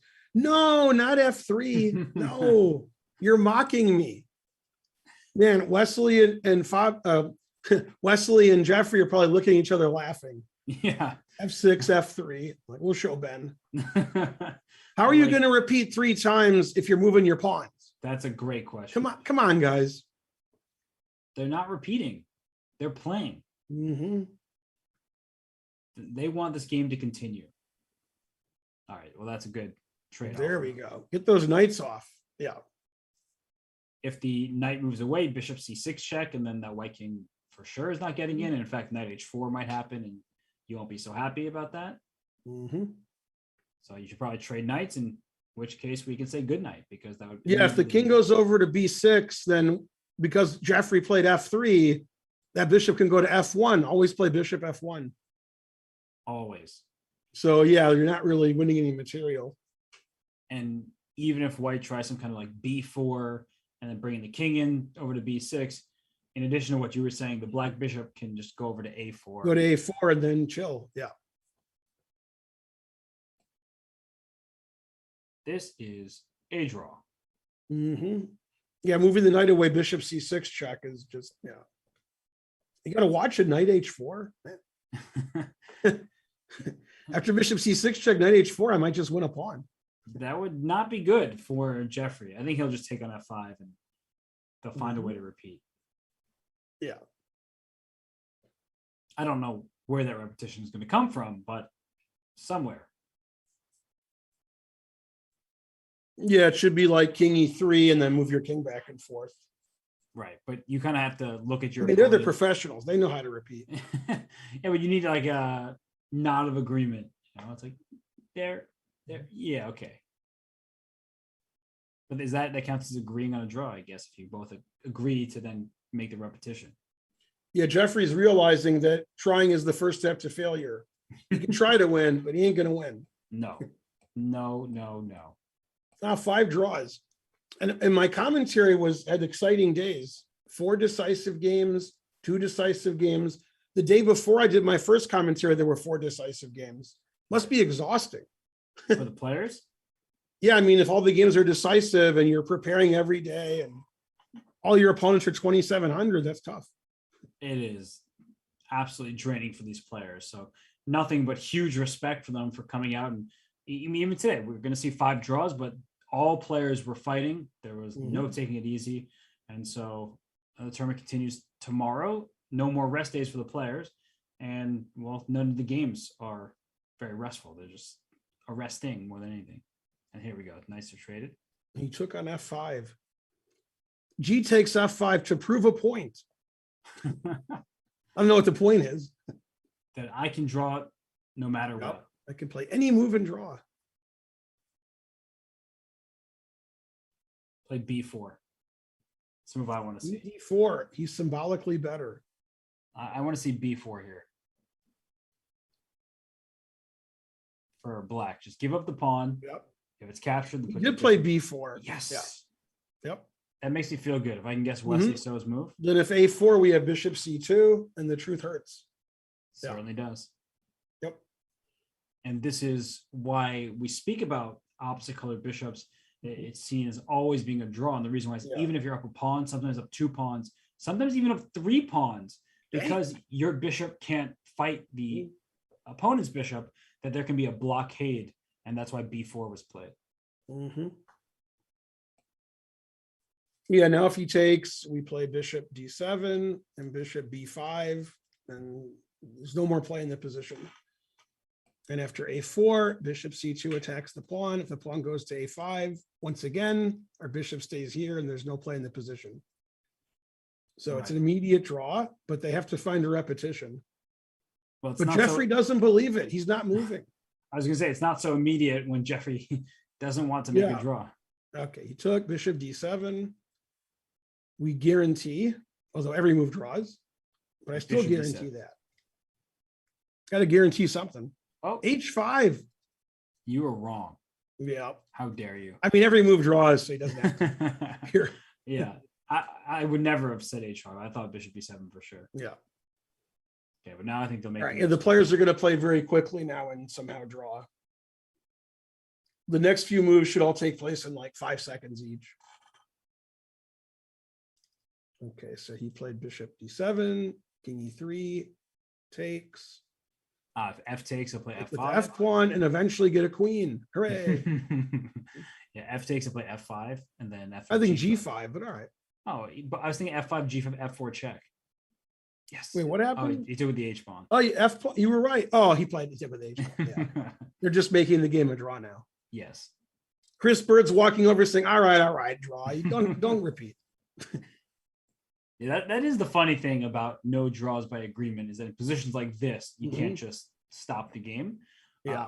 I don't mind it from a spectator point of view. It's good to show why exactly games are drawn. But from a competitive point of view, I'm looking at this like, if I were playing this game, I would just say, okay, we're making a draw. Right. I played Serper in the US Championship, and he had bishop and 2 pawns, and I had king and knight, and they were blocking his 2 pawns. So I just moved my knight back and forth. And the reason he played on for like 20 moves is he said, well, my wife's watching. If I agreed to a draw, she'd be like, why did you agree to draw? You're 2 pawns up. So she wanted to show her that he couldn't make any progress. Then that's what he told me after that, then draw. Yeah. So what a great coaching instinct by Serper in the midst of the US Championship. Yeah. All right. So this is how the game ended. It did end officially. It's done. Yep. Okay. And draw. And we got 5 draws today, but 5 exciting games. Wow. Yeah, we really did have 5 exciting games, and now all results are in the books. We have our leaderboard unchanged with a half point added to every player. The players will come back tomorrow for round 7. But for now, Ben and I are going to take a short break. We'll come back. We'll wrap up the round that was and get you excited for tomorrow's pairings as we let the action unfold then. So we'll be right back, everybody. Stay tuned.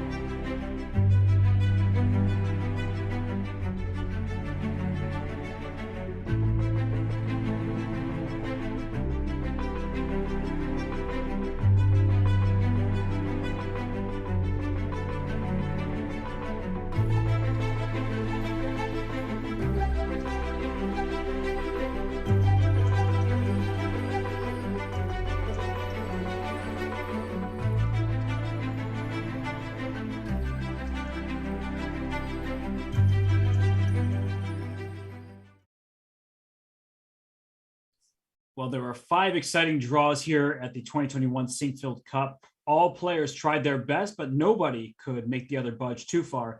Ben, we saw some great games today, some deep preparation, some players outplaying their opponents. How would you summarize today's events and what we can look forward to tomorrow? You know, a lot of these games just reminded me that when really strong grandmasters have the worst position, they can somehow equalize or trade everything and just make the game a draw when they realize, you know, bad things could be happening. And, you know, a lot of times at the lower levels, when somebody has an advantage or a big advantage, the other player doesn't defend well or loses hope. And here, several players I thought were worse, and they were up to the task of defending and making sure nothing bad happened. So for me, that was what happened today, and that's why there were so many draws. Yeah, I would agree and say that these elite players are so good at understanding the critical moments. Sometimes we have games where we end up making a mistake, and as you were saying earlier, like after the game, like where did I go wrong? Whereas these players in the moment within the game, they figure out this is a time where I need to think for an hour, like Fabiano Caruana did, and from Maxime Vachier-Lagrave using the time before that. In the standings, the players remain in the same position after today's matches because all games were split, and that means that Wesley So, Leonard Dominguez, and Maxime Vachier-Lagrave remain in first place with 4 out of 6. So as we look at the cross table there, Ben, anything surprising to you after 6 rounds? Of course, Peter Svidler being down in the dungeon there, that's one of them, but anything else stand out? Yeah, I mean, Svidler's the big surprise, obviously. And I guess I'm not used to seeing Fabi's name in the middle of the cross table. But, the tournament's not over yet. It's pretty tough. And with the exception of Svidler having a bad tournament, that seems like pretty reasonable standings, except maybe for Fabi, he probably wants to be higher up. Yeah, and that's on my end. I would think Jeffrey Zhang stands out. I know he's in 7 out of 10, but he's a perfect 50%, 3 out of 6. He lost to the lowest rated player in the field, but defeated the highest rated player. And if I'm not mistaken, a player like Jeffrey will remember the win over Fabiano way more than he'll remember the loss to Dariush, because he's lost to a bunch of 2650s in his day.